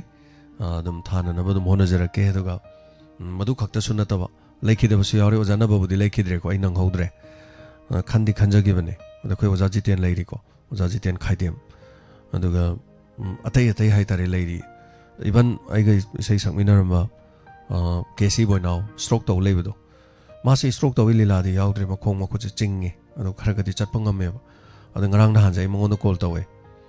ꯅꯪꯕꯨ ꯂꯤꯂꯥꯒꯤ ꯏꯁꯩꯁꯤꯡꯗꯣ ꯂꯣꯏ ꯁꯛꯄ ꯉꯝꯈꯤꯗ꯭ꯔꯣ ꯍꯥꯏ ꯀꯩꯅꯣꯅꯤ ꯚꯥꯏ ꯑꯩ ꯀꯩꯗꯧꯕꯩ ꯁꯛ ꯉꯝꯃꯣꯏꯗꯣꯏꯅꯣ ꯑꯩ ꯂꯣꯏ ꯉꯝꯃꯦꯅꯦ ꯍꯥꯏ ꯐꯔꯦꯅꯦ ꯑꯗꯨꯗꯤ ꯑꯩꯈꯣꯏ ꯁꯉꯥꯏꯒꯤ ꯃ꯭ꯌꯨꯖꯤꯛꯇꯨ ꯁꯤꯗ ꯅꯣꯡꯃ ꯂꯣꯏ ꯀꯧꯔꯒꯦ ꯑꯗꯣ ꯅꯪ ꯏꯁꯩꯗꯤ ꯈꯔ ꯁꯦꯝ ꯁꯥꯔꯣꯗꯅ ꯏꯁꯩ ꯈꯔ ꯁꯛꯁꯦ ꯍꯥꯏ ꯑꯗꯣ ꯁꯨꯝ ꯂꯤꯂꯥꯗꯒꯤꯗꯤ ꯄꯣꯊꯥꯔꯦ ꯅꯥꯕꯗꯨꯅ ꯃꯔꯝ ꯑꯣꯏꯔꯒ ꯑꯗꯨ ꯏꯁꯩꯗꯤ ꯁꯛꯄ ꯉꯝꯃꯦ ꯃꯥ ꯈꯛꯇ ꯅꯠꯇꯦꯀꯣ ꯑꯩꯈꯣꯏꯒꯤ ꯇꯥꯀꯥꯟꯇ ꯎꯅꯕ ꯌꯥꯏ ꯑꯗꯒꯤꯗꯤ ꯕꯤꯛꯀꯤ ꯎꯅꯕ ꯌꯥꯏ ꯑꯗꯨ ꯈꯛꯇ ꯅꯠꯇꯦ ꯑꯩꯈꯣꯏ ꯀꯦꯕꯤ ꯁꯅꯥ ꯎꯅꯕ ꯌꯥꯏ ꯑꯗꯨꯒ ꯏꯁꯩ ꯁꯛꯄ ꯁꯅꯥꯇꯣꯝꯕ ꯎꯅꯕ ꯌꯥꯏ ꯁꯣ ꯗꯦꯠ ꯃꯌꯥꯝ ꯂꯩꯔꯤ ꯁꯨꯃꯥꯏꯅ ꯍꯥꯏꯇꯥꯔꯦꯀꯣ ꯌꯥꯝ ꯅꯨꯡꯉꯥꯏꯖꯩ ꯑꯇꯩ ꯀꯔꯤ ꯊꯕꯛ ꯂꯩꯕꯤꯔꯤ ꯁꯤꯒꯤ ꯈꯣꯟꯖꯦꯜꯁꯤꯁꯨ ꯑꯩꯈꯣꯏ ꯇꯥꯅꯤꯡꯕ ꯑꯃꯨꯛꯁꯨ ꯐꯥꯎꯋꯦꯕ ꯅꯨꯄꯤ ꯁꯥꯕꯤꯒꯤ ꯈꯣꯟꯖꯦꯜꯁꯦ ꯑꯩꯈꯣꯏꯗꯁꯨ ꯅꯣꯡꯃ ꯇꯥꯟꯖꯥ ꯌꯦꯡꯉꯒ ꯅꯨꯃꯤꯠ ꯑꯃꯗ ꯃꯣꯏꯒꯤ ꯏꯁꯩꯁꯦ ꯑꯝꯇ ꯇꯥꯖꯅꯤꯡꯉꯤ ꯃꯔꯨ ꯑꯣꯏꯅ ꯆꯥꯛꯊꯦꯛꯄꯤꯅꯕ ꯂꯩꯈꯤꯗ꯭ꯔꯕ ꯑꯣꯖꯥꯁꯤꯒꯤ ꯈꯣꯟꯖꯦꯜꯁꯦ ꯑꯁꯤ ꯑꯩꯈꯣꯏꯅ ꯑꯉꯥꯡ ꯑꯣꯏꯔꯤꯉꯩ ꯁꯨꯝ ꯃꯥꯅ ꯂꯤꯂꯥꯗ ꯀꯩꯅꯣꯗ ꯁꯛꯈꯤꯕ ꯏꯁꯩꯁꯤꯡꯁꯦ ꯌꯥꯝ ꯐꯖꯈꯤꯑꯕ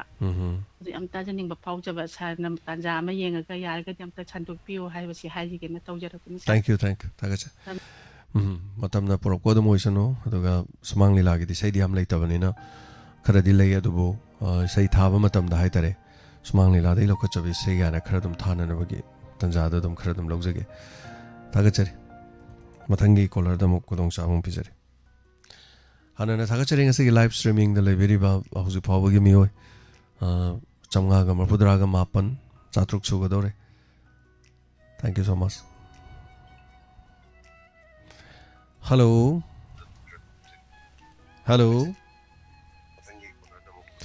Hello, Tabidrabo.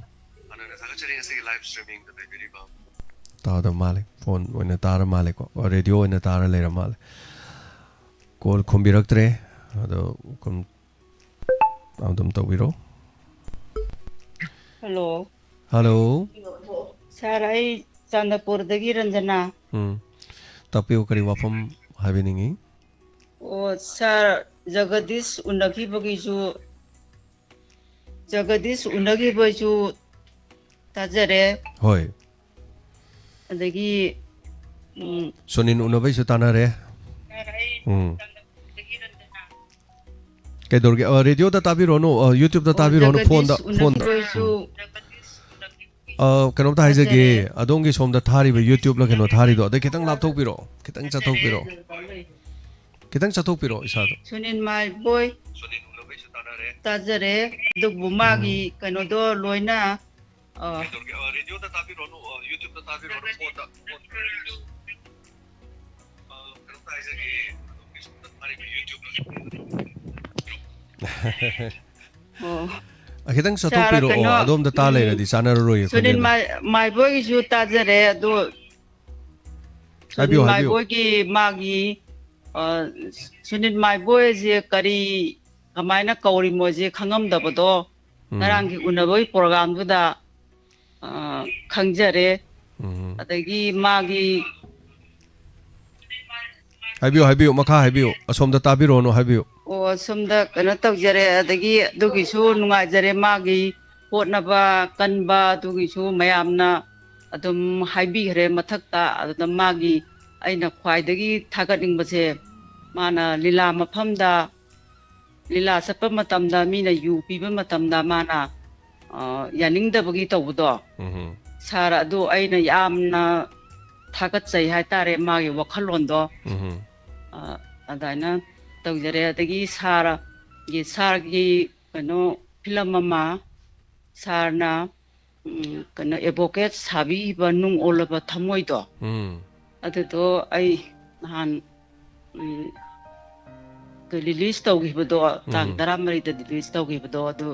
ꯀꯔꯝꯕ ꯀꯥꯟꯗ ꯌꯨꯇꯨꯕꯇꯒ ꯁꯥꯔ ꯀꯔꯝ ꯀꯥꯟꯗ ꯊꯥꯗꯣꯛꯄꯤꯒꯗꯣꯏꯅꯣ ꯌꯨꯇꯨꯕꯇꯗꯤ ꯌꯥꯝ ꯋꯥꯠꯂꯤ ꯑꯗꯨꯗꯤ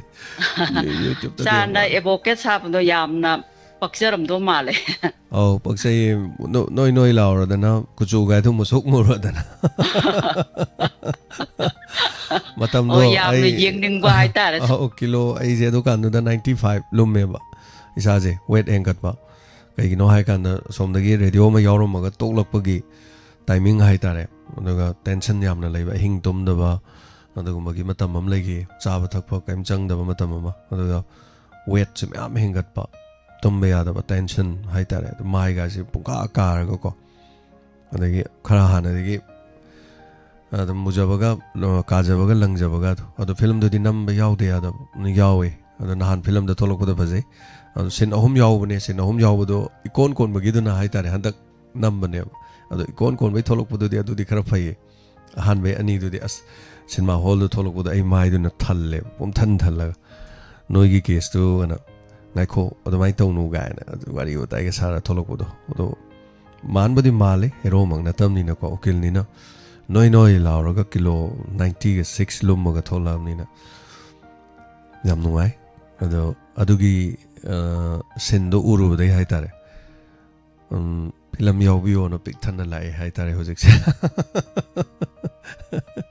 aine khalle ko khoina matam am da film am tang yawjage na haibdo hona jage namjage na ngamde wari ni ko adu isaje camera dum pai rei ne ba ije editing toro lai ne ba aina komjaba album ga de number su yawe ba adu film gum de dum namde haitare adu khandi khalle adu mangda film am namaga sai putok pa ga ne dum khallaga de dum leirok ba editing tawri ni camera leine adu kai ene film namdri no heta pungtok to ya ba thabak na te miyam na mafam am piba miyam gi fida ma piba du ne adu gi fida piba du ngai ba ganda chahi am ngai gi be wan kai hai du no chahi kun ga manga rom he ngai ra le ba chahi kun manga ngai ba si nupi macha ma yo omadi nupi macha du mayum pan ya du ne adu matam du ngai hai tare yam ngai adu mayam nuksi bi du ko adu film du yobiyo adu film du yobiyo no hojik se pek thal jane du hojik se amasu nam loi gre matek hai tare so thaga chari thank you so much kano da dil hai roi kano da khoi gi youtube ta dil la khai roi hojik se kero le kai da kano chali khoi gi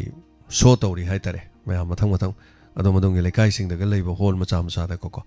adu charity gi su khara dum tawba hall da dum ka fa ya ba lei thaga chari madum haibiro o mayam charity ga tawbi ning ba lai so ai producer dum hairaga sanan ba yabaga dum leiradi ko community hall da dum yam yeng ba yai film se idi ham yeng haninge atai kai suna te ba film se asem go warim su oiba aduga maung no mobile pai ba do maung no mobile pai ba si ya de ha ba de leite maung no mobile pai ba kem kai ba di adai da ngasai gi no pa ma no pi ma ani nungsina no yam wa na hona jaraga la kan da makhoi ni gi marak ta hai tare no pi du gi aran ma khong thang khak thang ba da gi imung do kangjai fujai oi ba wa ni ada gokul na angau bo isalak pa yong ngau salak pa de masa sing adi mathong marong khangak ta badu adu le kai na ga ju adu ju sonin mai bo yawi ko sonin mai bo keng ba ko bam sai nang nang ngok sana da na yu tha ga na yu tha nu pi angang ot pa ga na sonin mai bo no ga phui bo kaw da noi khungang da to ya bro ga tor phu do no ko ta na tawe da mamai thang da di last da di film do lora kan go kin na chum me je khangak ki ba hai tai adu film se gi part 2 dum puthong na na ba so yam kan na moi producer yam kan honari adu na like se lan budi lady artist sing je hing da ya de the nam gi ba film chi de lan lak tring de nam ki ba sen mayam changra ba adana sen ji mahut ta na ba khong kalak pa producer ba je hing tum de adana kairo le kai da sum yam na hai tare ko sum koi ki community hall da sen ma charity ga tawbudadi yenghaning ba haitare mayam ko masigi lambi si fatte sigum masina imung manung kairakani ga haibagi message am piba film ni haitai thagachari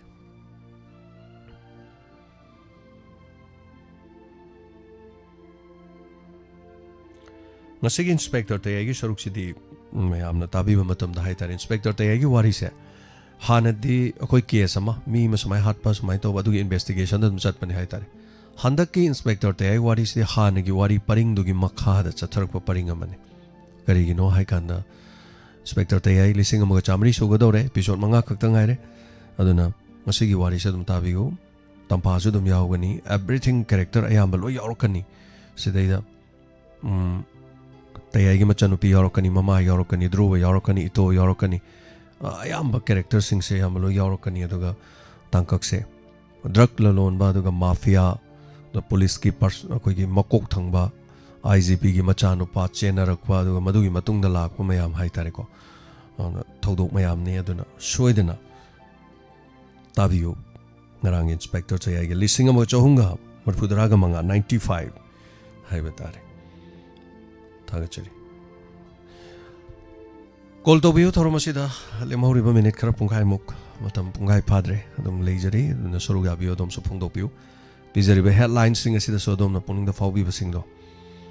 phongdok biyo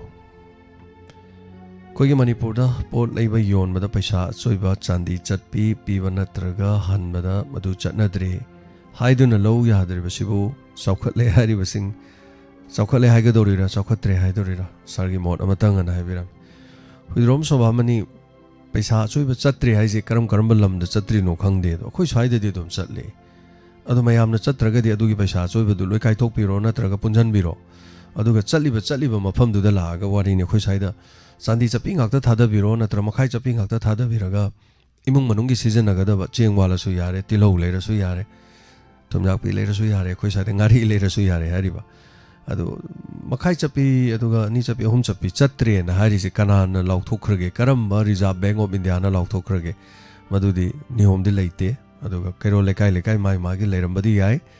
adu akoi saida di leite adu adom madong ge lekai da low da basu yawbirangani adu low yaw di comment section da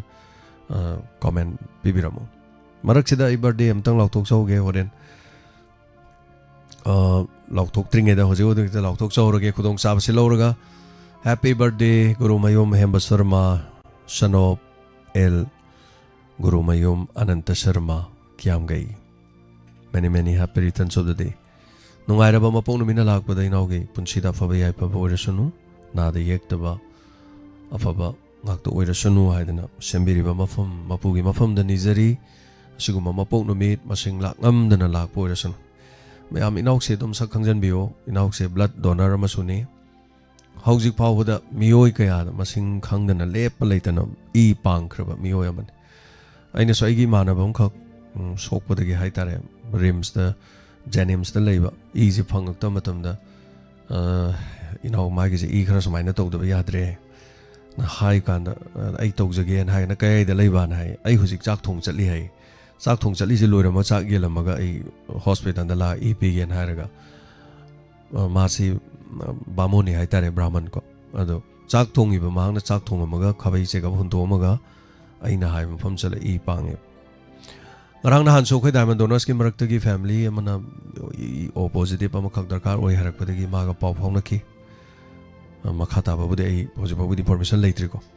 Anyway, okay, inauxi Diamond Donors case member ni Aduga Equigi Yamna family si Yamna heart fan Haibatare.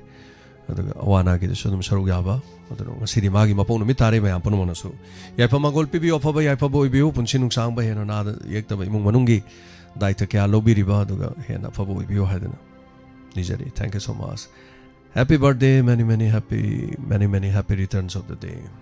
Hemba Guru Mayum. Hello. Itan din nagi imay bimhal. Sunday nagi imay biman taram nukchari saruga birakpa kare happening ima. Yam kuire tawrak taba. Busy he oi beduda tawraga tandana dum to. Kano habiu. Isagi wari kan na hawai kularam na spy hybrid karino ma hangapugum tawba question da kolaram hairaku do thaina gi black white da dia dugum balai bra habido yam nung ning bawani da ai ko su black white da lu gi nge e ba cinema da ngang oi kolaram na hangak pasi karam noi ma kari spiderman hairo superman hairo kari no superman haibra ka no mai ra ka hangak khidai ne adi do ai ko su yeng nge ba black white da du yam nung ning bai ta ngarang icha chuning gi wari du su yam phajai mana chak thok pa kari su leitana kari hai ni ma gi ngamna bo na ba do ta ba kan yam nungai je ai ko gi khon to la su phangoi dam ni ka na da dam ta bo in ta rab ni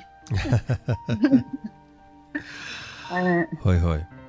donor mit tu su lak ning bani do bahal sang ngai ta dan lak pa ngam gi tare mathang gi da ngam bre yenge hoi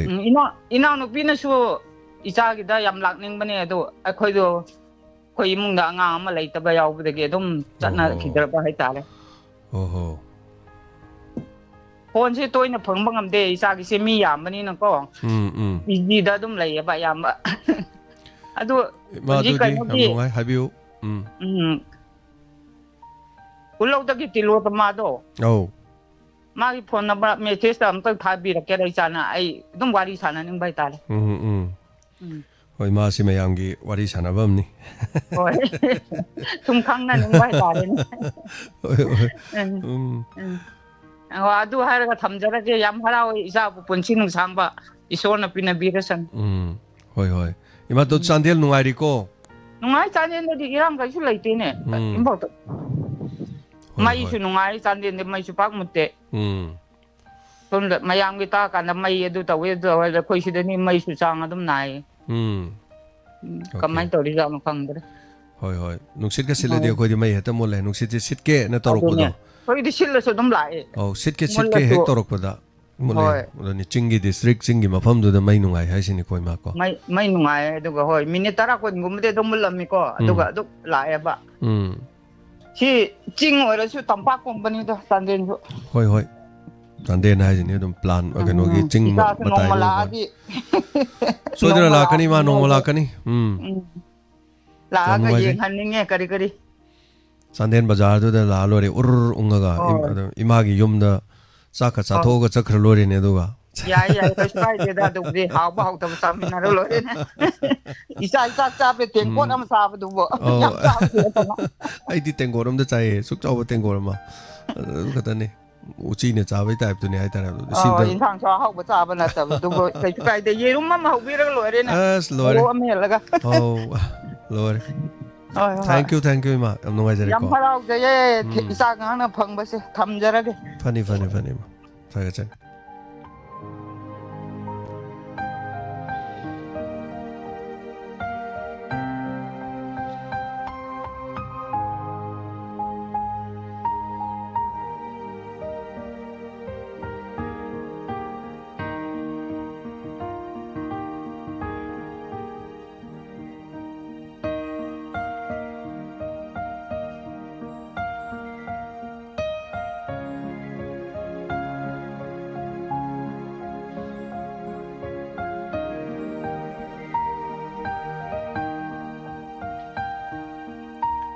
mayam namna section view hojiti madaki mars tha se cyber gi fraud yam tawi aduna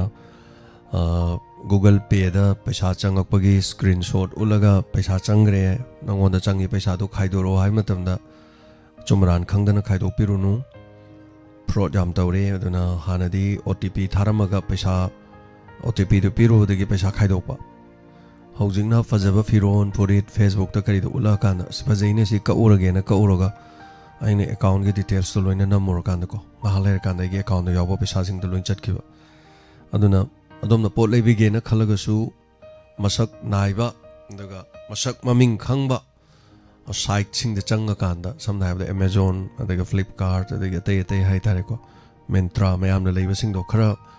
hena khangba jing do ina changbiu aduna hektamak facebook to ge yorok po chei de ta cha he kak pa se ai som kakal leba and maman cham khena bane facebook tala ko sin maman do lising amaga hai bane direct son da chang kan pa so hum do ga pi le ram bane apangba mi haidoi adumade oihoweba khojekta adana yam section biu hojekti account je hectane hack tawrabani adana yaragadi adongi account do adum samna have SBI dama exist dama adagi ICICI daga ani hom hangwa leradi master oina adongi account paisa yamna thamba ma thamaga season naga da mai online de kakke na khanmaduna lising ahum mari dang hapam tang thambiyo hurala so du de hena huran mangam dana ba aduna yamna kana to buse section na lebiyo cyber gi fraud yamna henkatle mi gi lam dagi la ga to budi lairna akhoi sida su ngarang nahan metai pangan ani fara jail jangre ko ado mi dukan da changa po lei haijine ba screenshot to ula go ko na yam section minasi sigumba kaya se cyber gi fraud me am henkalam ni na koi khare hena section minasi mi na khudong chaba logini khoina wana tanjaba sen phamjing do mi ne irai lai na logi do ngai te ko call to view thorom si call hangi khudong chaba lobi raga adana taga chari Facebook live tale biri ba sing basu hanana chan ilangbam Facebook ti pura fraud ni na hai tapire chumani pura fraud ni chumnai fraud kan ate ko ana maman ju am khena bani Facebook ta ai light pet khapam khak aina leiru ye na probab toro kaksalo palisingam chani aduga hojiki poto thin balak pa courier boy do engon hai tamosi tamona ka ira na hai mani hai tamosi lupa chahum yodam ne tamon se lisingam chani pira ka iji kai ma dei som ma sak khangbi badu da samosum ai nanau som khangja bai hairam bani ko se pochi lupa chahum yodam ne hai yang kan su yorom de aduna yaringe hai tare section view and the fraud jam thole cyber fraud aduna cyber gi department gi chenau sing leiba sing na haire as tamo wangang da cyber gi kai gi khara wangang ma yawbiu pura masing jan tak mars than hen hele do pha ba zum tangam de mayam se khar section na ba aware oina na ba khara dum kano to biu ga na khoi da hairak pa lei aduna ne aina sum jorok paning sing jari se ai mamang do sam hairam bane ba angang sing naha sing masak khang da ba no pi mana call torok pa video da adom yoksan birunu adom gi screenshot loraga adom da ki halakani da sen loge hairakani adom aina section ba mayam ma khoi kongthang thang mina si mana konang da soi gra kan da soi gre na haiba da da police department da gi police pa sore ngon da hairak pa yaw se yamba smai to ru re ni smai to re yaw re kamai to de nam to kan bi ho ga na hairak pa yaw account da lok thok khro mo that khro kak that khro smai to ro ga na khona suggestion to se yaw yam section ga dam ne hai tare khang bo de mi sing se loin khang e akhoi na khang da ba mayam khang ba mi bo yaw e ado mi pum khudi mak se hiram khudi mak to loina master natte khoi jo ngai re ko mayam gi thabak to je ne ko chen chen je wa ni ado khang ba ya ba ka shuna to porum da khoi jo dum khangam da ba yaw because ai human being ne ai mi hoi ba ne tam kan da khang kan da thengnar kan da experience or khang bai wa ni khang da u da ba da ai hiram khudi mak tai master nei oja ne hai ya ponte aduna sidi matam gi wani awon ba gi wani thengnar le ba thodo wa to ki wani adaga tagachari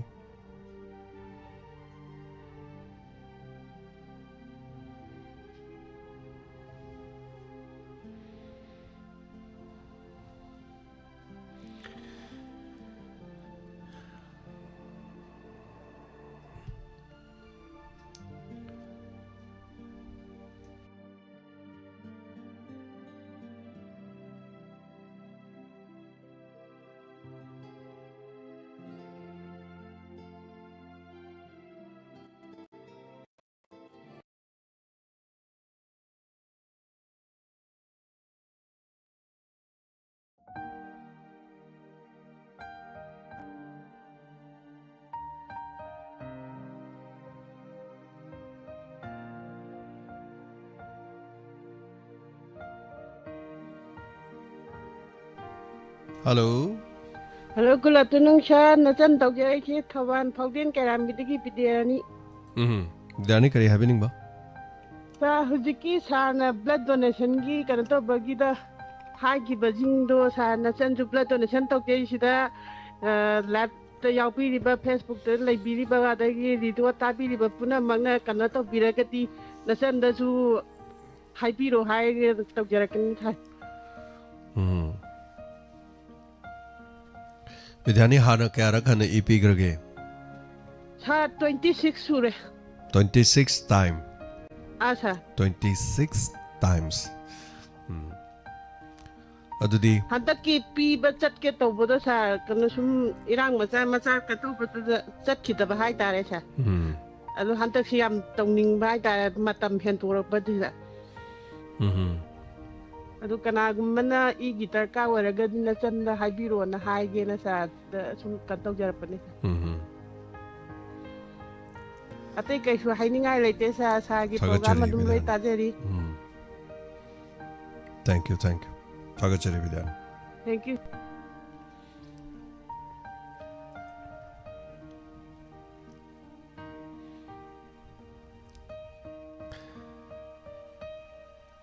ꯄꯤꯕꯅ ꯍꯥꯏ ꯀꯥꯟꯁꯤ ꯃꯌꯥꯝꯅ ꯋꯥꯈꯜ ꯑꯃ ꯈꯟꯕ ꯌꯥꯎꯋꯦ ꯄꯤꯔꯒ ꯃꯤ ꯃꯁꯥ ꯅꯣꯏꯈꯠꯂꯤ ꯄꯤꯕꯅ ꯍꯛꯆꯥꯡꯗ ꯀꯔꯤ ꯍꯥꯏꯇꯥꯔꯦ ꯑꯁꯣꯏꯕ ꯃꯌꯥꯝ ꯂꯩꯍꯜꯂꯦ ꯀꯥꯏꯅ ꯈꯟꯕꯗꯣ ꯃꯤ ꯑꯃꯅ ꯊꯥ 3 ꯈꯨꯗꯤꯡꯃꯛꯀꯤ ꯌꯨꯅꯤꯠ ꯑꯃꯃꯝ ꯄꯤꯕ ꯑꯗꯨꯝ ꯌꯥꯏ ꯍꯥꯏꯇꯥꯔꯦ ꯑꯗꯨꯒ ꯍꯣꯏ ꯃꯁꯥꯒꯤ ꯍꯛꯆꯥꯡꯒꯤ ꯍꯦꯜꯊ ꯄ꯭ꯔꯣꯕ꯭ꯂꯦꯝ ꯂꯩꯔꯕ ꯑꯗꯨꯒꯨꯝꯕꯗꯨꯕꯨꯗꯤ ꯑꯗꯩ BP ꯂꯩꯔꯕ ꯑꯗꯩ ꯂꯩꯅꯥ ꯇꯤꯟꯅꯥ ꯑꯇꯣꯞꯄ ꯂꯩꯔꯒꯗꯤ ꯃꯗꯨ ꯄꯤꯅꯗꯦ ꯍꯥꯏꯇꯥꯔꯦꯀꯣ Hello. Hello. Yang bertadiri. Dalam lokasi seks ni. Yang tay. Antam jangan iba Punjab tadi seksi aja kalau tu yang. Masih gini, aku gini. Apa? Hembri. Apa pun ni tay. Nak jam nak jadi ada iba yang serat pada ngai dia nak. Hoi. Nah, nah yang bermain gini. Mapung no min la ko sei dai dar no wari ma chana da ju ma di phe ku ta dum lai ko ma la ma ta dum tha ko yam no ai ba ai ka ma gi au da ju mai pa ko be o chen no du na de ko ko to tum chi no ai ko family man li ngam na ba kan na ona ba ma thau tai nau yam na no ai je ba ha ga di gi thong ko tha ko ta pe da gi bidik ana ma lai ne ado Magi mohon tu dia amna, yang macam nungai baik saya, lama tu muda phone tak apa, yang ada tu nungai. Magi ngah khang pik than baju dah pidik kata tahu lah. Hoi. Hoi amba. Aduh, ani cuba tu nak jadi caller, na pun terulat pi EP aja yang pai EP jadi ngam tu bayi wani amba. Tahu mohon dicang, mana mohon nak lagi pi betul ni ai je. Ya. Apiba mana dia tu khang apa ni aja masih boleh matang tarak pada di sini ni itu dia ani dah pipi dia ada hamba pipi dah wakan dah budi ai far pipi tu kita cok thai ko cok thau di ada laziness kera oi dia dah ani dah cuba pipi tu dia jenis sepira melan manung di dia dah kena tahu ya hai kai tapi tahu dia tu skuti dia tu thau lai hamba pipi tu dia isa dia koi na khai do khi je kena tahu dia laga na khanja ba khak na tana kan cok thau di ni pu di maksud tu hau na nganing kan lewa hamba dia Adu mainnya kerja di layar mayam su, hey, adu ada apa matau tar, terjadi karena aku mana hai di tarakan terus tinggal berlayar matau tar, terjadi kedua tu no hai mati dah berlayar tu jadi, kalau tu jam thagat ni ini, sangai pada terjadi mana, kalau tu biro oga hai tu juga, jenis kumba, ada lagi rims kumba je blood bank tu antara ki irang manung mereka tambam layar tu dengan logistik dia hai, woga laki, woga yau ki, woga jam. Adu mainnya tahu orang macam nak tahu tahu na, ni je mana ma iwat pergi, yang mana dalam badan tu cuma kan jadi, ham ni tinggal lagi bahaya tak, blood bank tu semuanya koi, logistik mereka nak hire kita yang tahu betul ada tinggal lagi betul. Kalau koi ibi bagi hanya dia ingat kami sih yang pergi hire cuma suruh kami je. Adu ga, koi nuai tu bah hire kan yang bah koi jar mana enggak hire tak ko, antar si yang mana suruh tapi dah mana juga mayam nasulai tarang ni aku yang ngang faham sama ke agak tinggi atau loi tu kerja kau kau yang hanya di kana jadi macam kerana ini handle lui no hai ba atau wahang amak ingat dari saya tu dah hang wah hai tak kau ba jauh jang kita handle ni ni hai tu na jo numi tu dah kau yang phone number kita hapak tu dah ina ai sumber phone hek hapak tu dah Singi bol, zaman kita bol phone yang tu itu kan leba. Jadi awak tu sekarang tu share orang tu kalau mainnya, tak kena, kena tu yau kibra, mesti minat tu, tu mainnya kemai tu pun nak tu, heng tu orang bayi matang bol, cuma hanggal le, hai tak. Ada phone number mah apa tu, kena tu social media ada. Moi itu kita kan hai ni, ai na ꯄꯨꯟꯁꯤꯗ ꯁꯨꯃꯥꯏꯅꯒ ꯍꯪꯖꯔꯨꯕꯗ ꯃꯣꯏꯒꯤ ꯔꯤꯄ꯭ꯂꯥꯏꯗꯣ ꯈꯔ ꯄꯦꯟꯗꯕ ꯍꯥꯏꯇꯥꯔꯦ ꯃꯣꯏꯅ ꯈꯨꯝꯃꯛꯏ ꯁꯨꯃꯥꯏꯅ ꯈꯨꯝꯃꯛꯄꯅꯦꯕ ꯅꯨꯄꯥ ꯃꯃꯥꯅꯦꯗꯤ ꯍꯥꯏꯗ꯭ꯔꯦ ꯃꯗꯨ ꯅꯨꯄꯥ ꯑꯣꯏꯕ ꯃꯥꯜꯂꯦ ꯑꯇꯣꯞꯄ ꯃꯔꯤ ꯃꯇꯥ ꯑꯗꯣꯝꯅ ꯍꯪꯕꯤꯔꯤꯗꯣ ꯄꯨꯂꯤꯁꯇ ꯆꯠꯂ ꯍꯪꯕꯤꯔꯨꯔꯣ ꯅꯠꯇ꯭ꯔꯒꯅ ꯍꯧꯖꯤꯛ ꯊꯥꯒꯠꯂꯛꯏꯕ ꯁꯣꯁꯤꯌꯦꯜ ꯃꯦꯗꯤꯌꯥꯗ ꯍꯪꯕꯤꯔꯨꯔꯣ ꯍꯥꯏꯗꯅ ꯍꯥꯏꯇꯥꯔꯦ ꯑꯗꯣ ꯑꯩꯅ ꯍꯪꯅꯤꯡꯉꯤꯗꯤ ꯇꯁꯦꯡꯅ ꯀꯃꯥꯏꯅ ꯇꯧꯔꯒ ꯊꯣꯛꯈꯤꯕꯅꯣ ꯈꯟꯅ ꯆꯩꯅꯗꯅ ꯊꯣꯛꯈꯤꯕ꯭ꯔꯥ ꯅꯠꯇ꯭ꯔꯒꯅ ꯀꯔꯤ ꯃꯔꯝꯗꯒꯤ ꯀꯃꯥꯏꯅ ꯊꯣꯛꯈꯤꯕꯅꯣ ꯒ꯭ꯌꯥꯟ ꯇꯥꯗꯕꯁꯨ ꯅꯠꯇꯕꯅꯤꯅ ꯍꯥꯏꯗꯅ ꯑꯗ ꯑꯩ ꯅꯍꯥꯟꯃꯨꯛ ꯊꯝꯖꯕ ꯆꯪꯊꯣꯛ ꯆꯪꯁꯤꯟ ꯌꯥꯔꯦꯒ ꯍꯥꯏꯕꯗꯩꯗ ꯌꯦꯡꯒꯦ ꯌꯥꯎꯅ ꯍꯦꯛ ꯌꯦꯡꯅꯤꯡꯕ ꯑꯃ ꯌꯥꯎꯔꯤ ꯍꯥꯏꯗꯣ ꯃꯥꯁꯨ ꯌꯥꯎꯔꯕꯅꯦ ꯑꯩꯅ ꯆꯤꯡꯁꯤꯟꯖꯩꯁꯦ ꯑꯗꯨꯝ ꯆꯪꯒꯦꯅ ꯆꯪꯈꯤꯕꯅꯦꯅ ꯂꯧꯖꯗꯣꯏꯅꯦꯕ ꯑꯩꯒꯤ ꯋꯥꯈꯜꯗꯗꯤ ꯑꯗꯨꯅ ꯃꯥꯒꯤꯗꯣ ꯀꯩꯁꯨ ꯐꯪꯗꯧ ꯃꯥꯟꯗ꯭ꯔꯦꯗ ꯖꯧꯖꯥꯡꯇꯩ ꯌꯧꯕ ꯍꯥꯏꯁꯦ ꯀꯨꯀꯤ ꯈꯨꯟ ꯌꯧꯈ꯭ꯔꯕꯅꯦꯕ ꯑꯃꯔꯣꯝꯗ ꯑꯗꯨꯅ ꯌꯥꯝꯅ ꯏꯄꯥꯏ ꯊꯤꯅꯤꯡꯉꯥꯏꯅꯤ ꯍꯥꯏꯇꯥꯔꯦ ꯑꯩꯗꯤ ꯊꯥꯖꯗ꯭ꯔꯦ ꯃꯥ ꯑꯗꯨꯝ ꯍꯜꯂꯛꯀꯅꯤ ꯍꯥꯏꯕꯁꯨ ꯂꯩꯖꯔꯒꯁꯨ ꯍꯥꯏꯇꯥꯔꯦ ꯊꯤꯕꯕꯨꯗꯤ ꯀꯟꯅ ꯊꯤꯔꯤ ꯐꯪꯉꯕꯨꯗꯤ ꯌꯥꯝ ꯐꯔꯦꯀꯣ ꯏꯔꯥꯡꯁꯦ ꯉꯥꯏꯍꯥꯛ ꯂꯩꯇ ꯉꯥꯏꯍꯥꯛ ꯂꯩꯇꯅ ꯑꯗꯨꯝ ꯃꯣꯏꯗꯤ ꯇꯧꯅꯤꯡꯕ ꯌꯥꯝ ꯄꯥꯝꯕ ꯖꯥꯇꯤ ꯑꯃꯈꯛꯁꯨ ꯑꯣꯏꯌꯦꯕ ꯑꯗꯨꯅ ꯍꯧꯖꯤꯛꯐꯥꯎꯗ ꯍꯥꯃꯔꯒ ꯀꯩꯅꯣꯒ ꯍꯥꯃꯔ ꯍꯥꯏꯕ꯭ꯔꯥ ꯀꯩꯅꯣ ꯑꯗꯨꯒ ꯃꯩꯇꯩꯒ ꯈꯠꯅꯗꯅ ꯍꯦꯛꯇ ꯇꯧꯔꯤꯁꯤꯅꯦꯕ ꯑꯃꯨꯛ ꯌꯥꯝ ꯅꯨꯡꯉꯥꯏꯇꯕ ꯊꯧꯗꯣꯛꯅꯤ ꯃꯤꯌꯥꯝꯁꯤꯡ ꯑꯩꯈꯣꯏ ꯗꯥꯏꯃꯟ ꯇꯤꯚꯤ ꯇꯥꯕꯤꯔꯤꯕ ꯑꯩꯈꯣꯏꯕꯨꯗꯤ ꯈꯔ ꯑꯗꯨꯝ ꯏꯌꯥꯝꯕꯅ ꯁꯤꯡꯍꯜꯂꯛꯇꯅ ꯃꯌꯥꯝꯁꯨ ꯐꯅꯌꯥꯝꯁꯨ ꯁꯤꯡꯅꯔꯦꯅ ꯈꯜꯂꯦ ꯑꯗꯨꯏꯁꯨ ꯑꯗꯨꯝ ꯁꯗꯤꯡꯗ ꯂꯩꯕ ꯃꯤꯁꯦ ꯑꯗꯨꯝ ꯌꯥꯎꯗꯕ ꯅꯠꯇꯦ ꯍꯥꯏꯇꯥꯔꯦ ꯑꯩꯈꯣꯏ ꯇꯝꯄꯥꯛꯁꯤꯗ ꯁꯤ ꯌꯥꯝꯅ ꯂꯥꯏꯕꯛ ꯊꯤꯕ ꯍꯥꯏꯇꯥꯔꯦ ꯁꯤꯗꯪ ꯍꯥꯏꯔꯒ ꯊꯝꯖꯒꯦ ꯌꯥꯝꯅ ꯊꯥꯒꯠꯆꯔꯤ ꯍꯣꯏ ꯍꯣꯏ ꯅꯨꯡꯉꯥꯏꯖꯩ thank you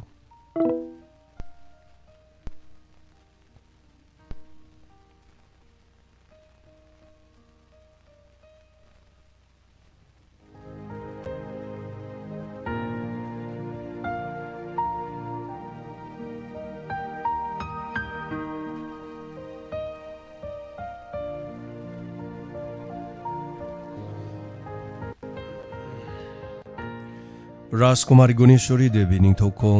Radha Madhav लेखाई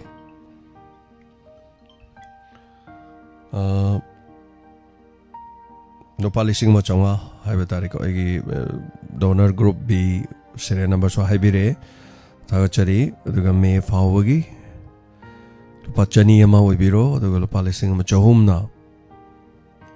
diamond मतेंग हापचरी अदुगा अैगे पोपु इमा लेखिदबगी दिन सु ओइरे अदुना इमागी मिंगना एम राशि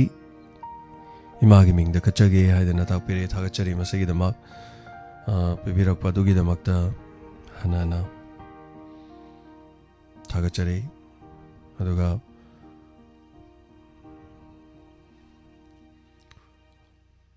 लोक्सी पिशक खुंद्राकपुमदगी हाइतारे थागचरी लुपा ngara लुपा चंगा पिबिरकपनी मदुगिदमकतसु हना हना मतेंग पांगबिरकपदि सिंगै ओरमाले अतोप्पा खोइदा मतेंग पांगबिगिबा लेरसु अदुम थाबिरउ सोइदनमकी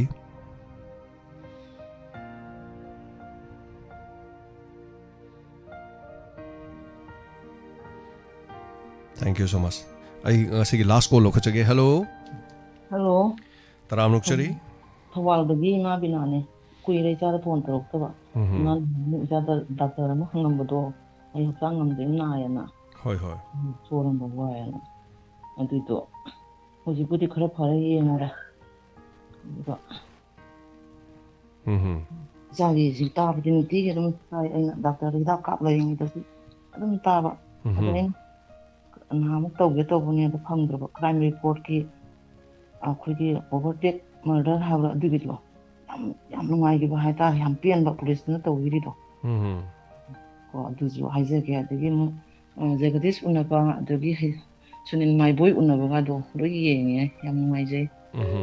ꯁꯨꯅꯤꯜ ꯃꯥꯏꯕꯣꯏꯒꯤ ꯃꯥꯒꯤ ꯌꯥꯝ ꯅꯨꯡꯁꯤꯕ ꯍꯣꯠꯅꯕ ꯀꯟꯕꯗꯣ ꯑꯗꯨꯒꯤ ꯌꯥꯝ ꯊꯥꯒꯠꯆꯒꯦ ꯇꯧꯕꯅꯤ ꯏꯆꯥꯗꯣ ꯃꯍꯧꯁꯥ ꯊꯧꯕꯥꯜ ꯀꯩꯊꯦꯜ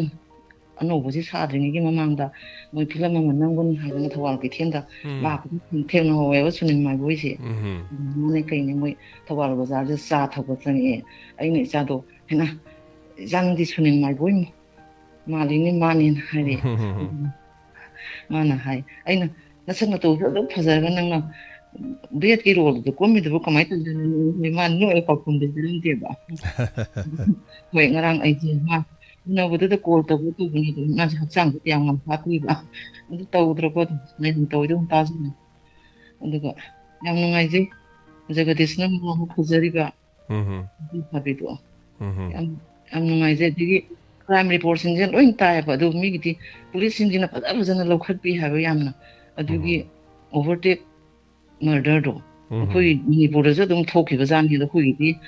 ꯀꯤꯝꯒ ꯈꯪꯍꯜꯂꯒ ꯑꯗꯨꯝ ꯇꯣꯛꯈꯤꯕ ꯃꯤꯒꯤꯗꯤ ꯐꯖꯅ ꯂꯧꯈꯠꯄꯤꯔꯛꯄꯗꯨꯗ ꯑꯩꯗꯤ ꯑꯩꯈꯣꯏ ꯏꯆꯥꯅ ꯂꯧꯔꯤꯕ ꯏꯟꯁꯄꯦꯛꯇꯔ ꯇꯌꯥꯏꯒꯤ ꯔꯣꯜꯗꯨꯃꯛ ꯂꯧꯔꯦꯅ ꯌꯥꯝ ꯊꯥꯒꯠꯆꯕ ꯇꯧꯕꯅꯤ ꯍꯣꯏ ꯃꯥ ꯀꯣꯟꯅ ꯑꯃꯨꯛ ꯇꯧꯖꯔꯒꯦ ꯊꯥꯒꯠꯆꯔꯤ ꯃꯥ ꯌꯥꯝ ꯅꯨꯡꯉꯥꯏꯖꯔꯦ ꯇ꯭ꯔꯦꯟ ꯇꯧꯖꯔꯒꯦ ꯊꯝꯖꯔꯒꯦ ꯊꯦꯡꯛ ꯌꯨ ꯌꯥꯝ ꯅꯨꯡꯉꯥꯏꯖꯩ ꯁꯔꯨꯛ ꯌꯥꯕꯤꯔꯛꯄ ꯁꯤꯒꯤꯗꯃꯛ ꯑꯗꯨ ꯃꯌꯥꯝ ꯄꯨꯝꯅꯃꯛꯁꯨ ꯍꯟꯅ ꯊꯥꯒꯠꯆꯩ ꯌꯥꯝ ꯊꯦꯡꯛ ꯌꯨ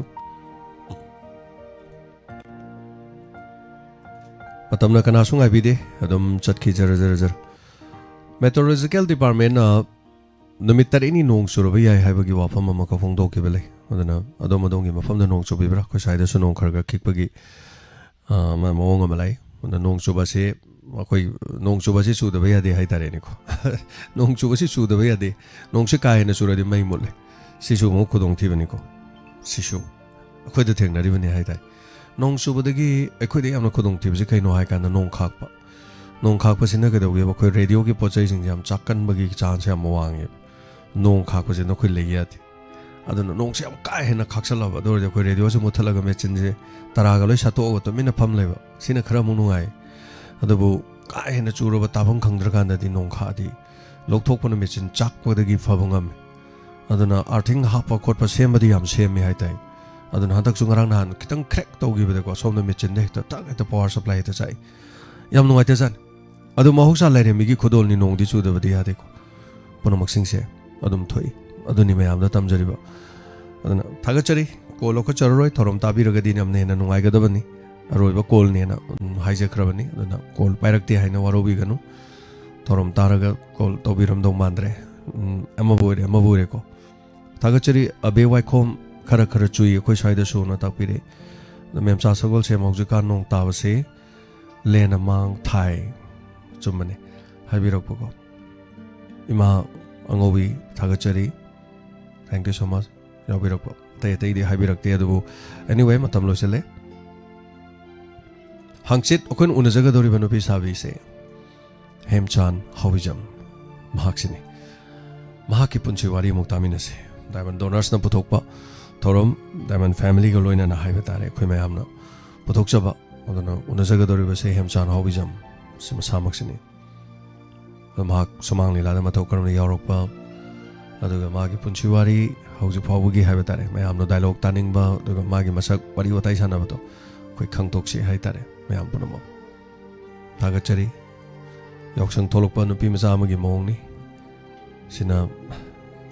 अतोप रोल अमगी मो हाइ तारे सथागचरी थैंक यू सो मच अफबा याफबा पुनमक ओइमिनरसी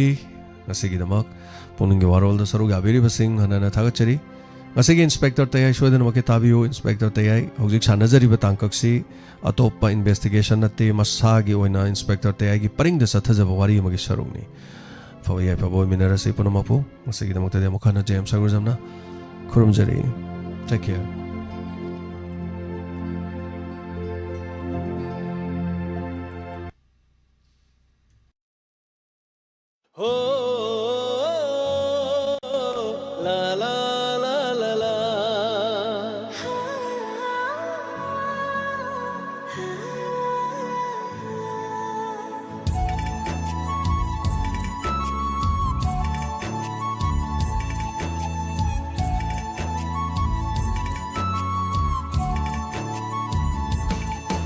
Waksingi ulen khanglibi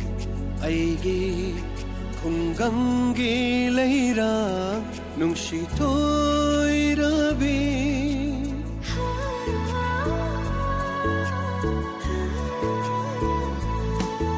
Waksingi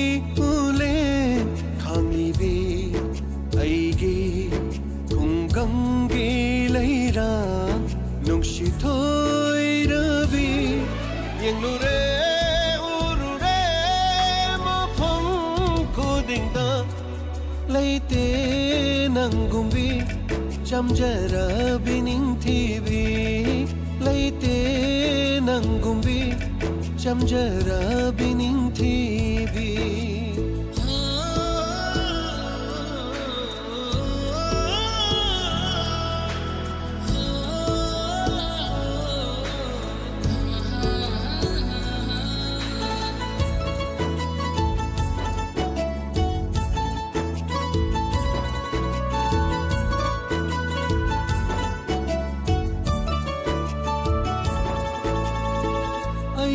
asha khangdabi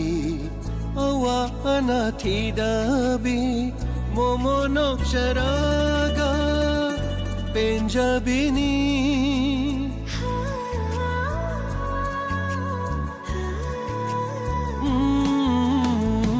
aing asha khangdabi awa anathi momo nokcharaga penjabini kalakmi hau laijadabi umang malna hinjabi shunke ke dana ningthi jabi hajana ikai jabi yenglure urure mafang kodingda laite nangumbi chamjara biningthi bi laite nangumbi chamjara biningthi bi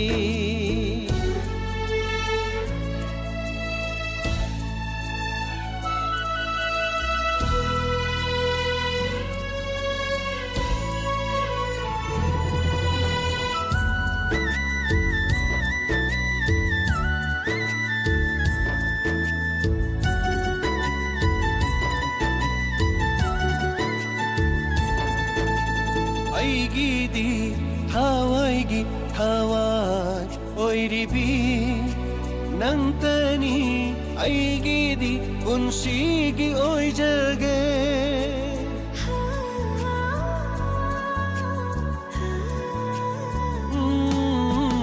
aigidi thawai oiribi nantani aigidi unsigi oijage mapuk khudingi aitagile piu chamjarabi aigi kungangi chanu yenglure urure mafam khudingda laite nangumbi chamjarabi ningthi bi laite nangumbi chamjara biningthi bi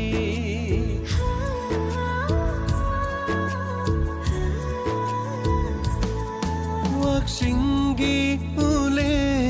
khangibi aigi khunggangi leira nukshi thoirabi yenglure urure mafam kodingda laite nangumbi chamjara biningthi bi laite nangumbi chamjara biningthi bi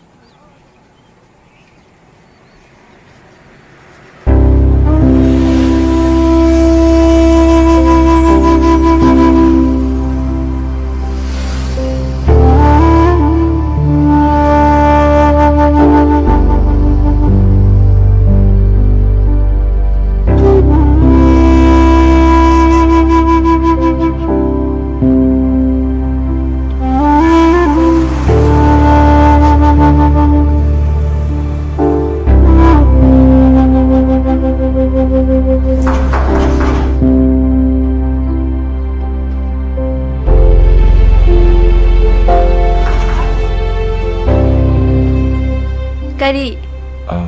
ai cha thoibaga ichanupi ga domta lokhi ge tawni hawjikti school suti thadriye puba yaroye madam kaino ne ai se yumdre taba mi yaraba adudi ai principal da ayab lawjarake hoy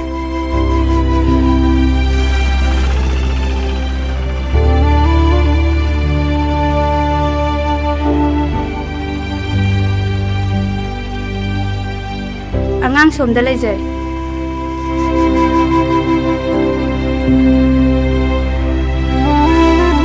Babu aku ke dalam satu no.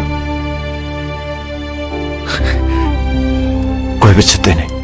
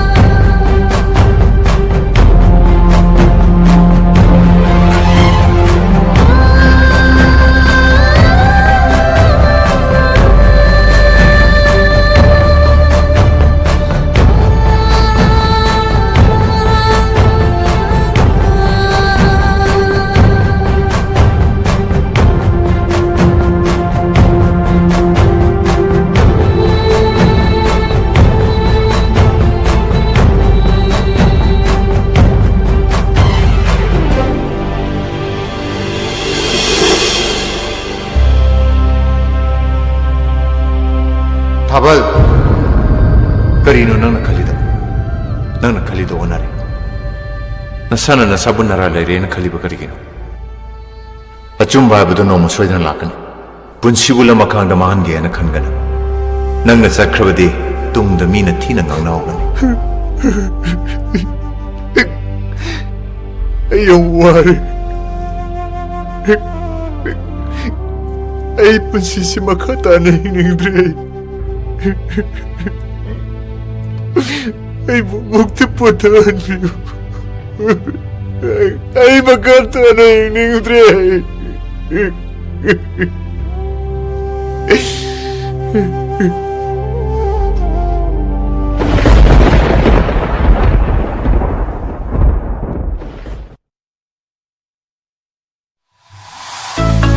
Manipur miyam gidamak nungaraba pausel isagi anaba natraga yumgi aruba anaba sing Guwahati da leiba top hospital sing haibadi Apollo Hospital, ZNRC Hospital, Rahman Hospital, Downtown Hospital, Dispur Hospital, Guwahati Medical College and Hospital, Dr. B. Warwa Cancer Institute amadi ate hospital singda laing bachening labadi wabiraganu Manipur miyam gidamak stay well companion Guwahati na khanaba service pizari yumda leina hospital gi inquiry Doctor consultation gi booking OPD registration chingba loina yamna laina tobiba yaragani masida sunatana Guwahati da laklaba matung lainana ba chanana ba amadi transport sathok sasin su mating pangjagani hena nungari badi adomgi treatment process da mating pangbina ba Manipuri assistant ki service su lobiba yagani stairwell companion na Manipuri miyam gi pizariba service sing adudi patient assistance service nursing home care hotel booking ambulance booking flight booking cab booking diagnostic simplified adom su Guwahati dal anaba laeng ba chatkadaba oirabadi ngasima call to view 9365131508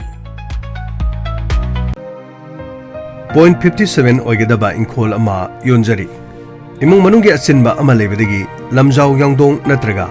lamjau awang hairaga khangnaba wabagai bazar gi makharom da khajitang chatlaga leiba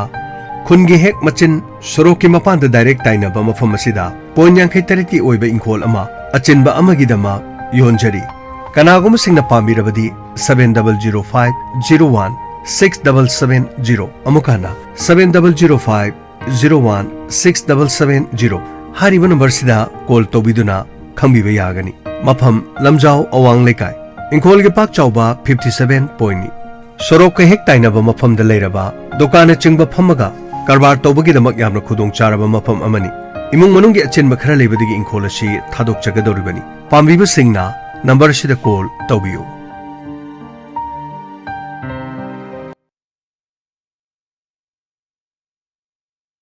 Ahan mukta dama yapura mabu kurumjari aina leizari basi khangobok bazar da leiriba Mata Computer Learning Institute ki ai gik mafam si institute asigi mamangdani mafam isna khudong chari basi adom na class 10 amadi 12 lorakpa matamda computer gi mafam se tamna nabi khudong chaba leijare loina na SSC gi coaching gi damak khudong chaba leire madu khakna natana pre primary gi rhymes training gi khudong chaba su mafam asde leire tonga tonga satra kya bam khudong kora mafam amani loina na ki session asigi chu anoba class hangdok chare adom na mahiroi mo oiba taraga di matik chaba computer gi knowledge leitrabadi karimatu sanafam leite maramaduna khudong chaba se lobiyo aikhogi wangjing amadi khongjong gi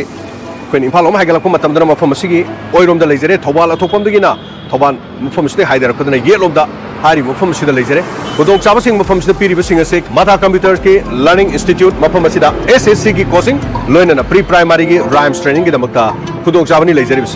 manung da changlaga kari kari khudong chaba sing hena leiri habadu khoi khaminasi manung da sangsiminax law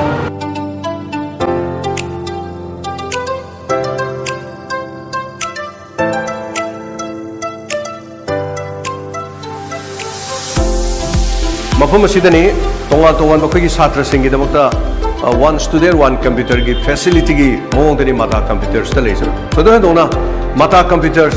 ai khoina radio torpa ai ne hek horok padagi Mata Computers khangbo me amadina laudon lakuduni adu ngasi di hak thena na mafam su chari bani adu amuku so hana khoina ningsing jaraba da mafam asida computer ki coursing asi tongan tongan ba course kya laire coursing adudi ai makhatana pijari Computer ki coursing adudi BCC Basic Computer Course 2 months, CCC Course on Computer Concept 3 months, DCA Diploma in Computer Application 6 months, DCA CCC Pass Students, Photoshop Pacemaker, Programming Language. Hariba tonga tonga computer ki coursing asi mafam asida khudong chaba pijari. Loinana SSC coaching gidama CSSL, GD, MTS, CPO. Mafam asida experience level asina tapi tambiri. Free computer course CCC with certificate. According to latest syllabus and exam pattern. Loinana regular classes and test series. Pre-primary rhymes training kidamak spoken English and Hindi, personality development, child psychology, rhyme singing and acting, art and craft, free computer course, CCC with certificate, presentation program, experience level asina tapi tambiri, qualification 12 pass and above. Haribasi chaliba March ki tang kundagi haujaragani. Loinana faculty team da Thanaujim Kanajit, MSc IT first class naili, Thingnam Kabita Devi, MCA first class naili. Loinana Morang Tem Deepak Singh, BE first class computer engineering. Akupa marol ki dama call to view 8131069576 Loinana 76299385551 Mata Computers Learning Institute Khangabo Bazar Thobal District Manipur Hangdokchare Ningthem Eye Care and Optical Computerized Eye Testing Mafamna Arong Thong Opposite Oil Pump near District Hospital Thobal Ningthem Eye Care and Optical asi Saisakpi Chanchan ki Thongan ki hek machinda hangduna leijare mafam asida tonga tonga ma khudong chaba kaya marum pijari mafam asida free eye checkup tobagi amadi frame amadi lens da 30% ta khudong chaba pijari adona season hariba frame adu kariguma tha taruk phawgi manungda tekrabadi mafam asida free da sinjagani Ningthem Eye Care and Optical hariba asigi tonga tonga ba khudong chaba singdi pediatric eye care contact lens service comprehensive eye exam loinana tonga tonga ba treatment sing tawjariba sing adudi eye allergies eye infection eye inflammation eye injuries loinana dry eye hariba sing asi mafam asida layeng bagi khudong chaba phangbigan loinana mafam asida tonga tonga ba hausigi matam da season nariba frame amadi lens camera phangbigani Akupa marol gi dama call to view 8787344541 amukahana 8787344541 Arong thongda leiriba oil pump asigi opposite ta leijare ngasi ngasi makleng sinbiro Ningthem Eye Care and Opticals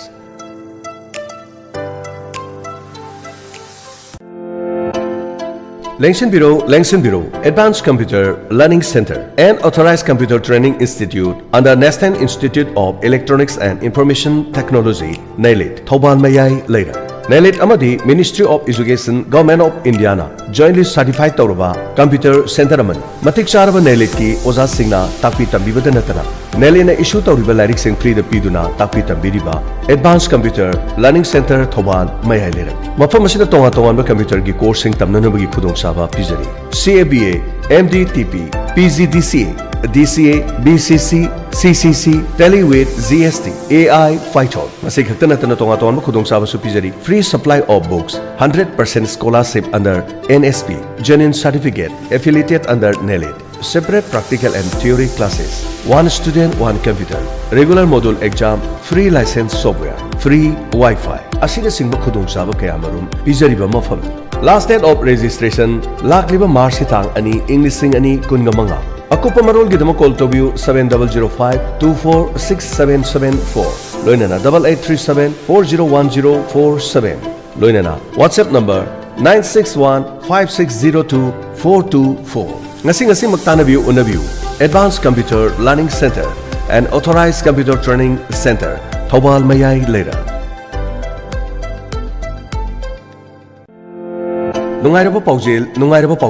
New Era Higher Secondary School, Thobalwang Matabana, High School Living Certificate Examination 2025 ta, Saru Yarima Mahiru Singh de Yai Proposal Pizari, Loinana, how keep it Sahi Kayadigi School as in a left on a class 11 science ki, special free foundation course to Bugumna, Handak Chahi Lagriba, Mars ki Tankun, English singing Kunmanga de Hausergan. Last date of form issue, Lagliba Mars ki Tankare, English singing Kunmanga. Last date of form submission, Lagliba Mars ki Tankara Mapan, English singing Kunmanga. Ningtino train torbo oza singna subject suna haibadi physics, chemistry, biology, mathematics, English amadi computer science na chingba ayukta subject ahum nungthilda subject ahum ayuk pung manga dagi haujaragani arapa mafamdagi course asibu yawbingo mahiro singidama free boarding gi khudongchaba su pizari school asina hawbadagi lepa leitana kosem loba higher secondary examination singda 4 5th 12th 13th 14th 15th 17th loinana 18 amadi 20 rank puthokpa ngamjakre free coaching class asibu interest lebibo mahiro singna pizariba mobile number 8837040537 Loinana 708-524-7055 Amadi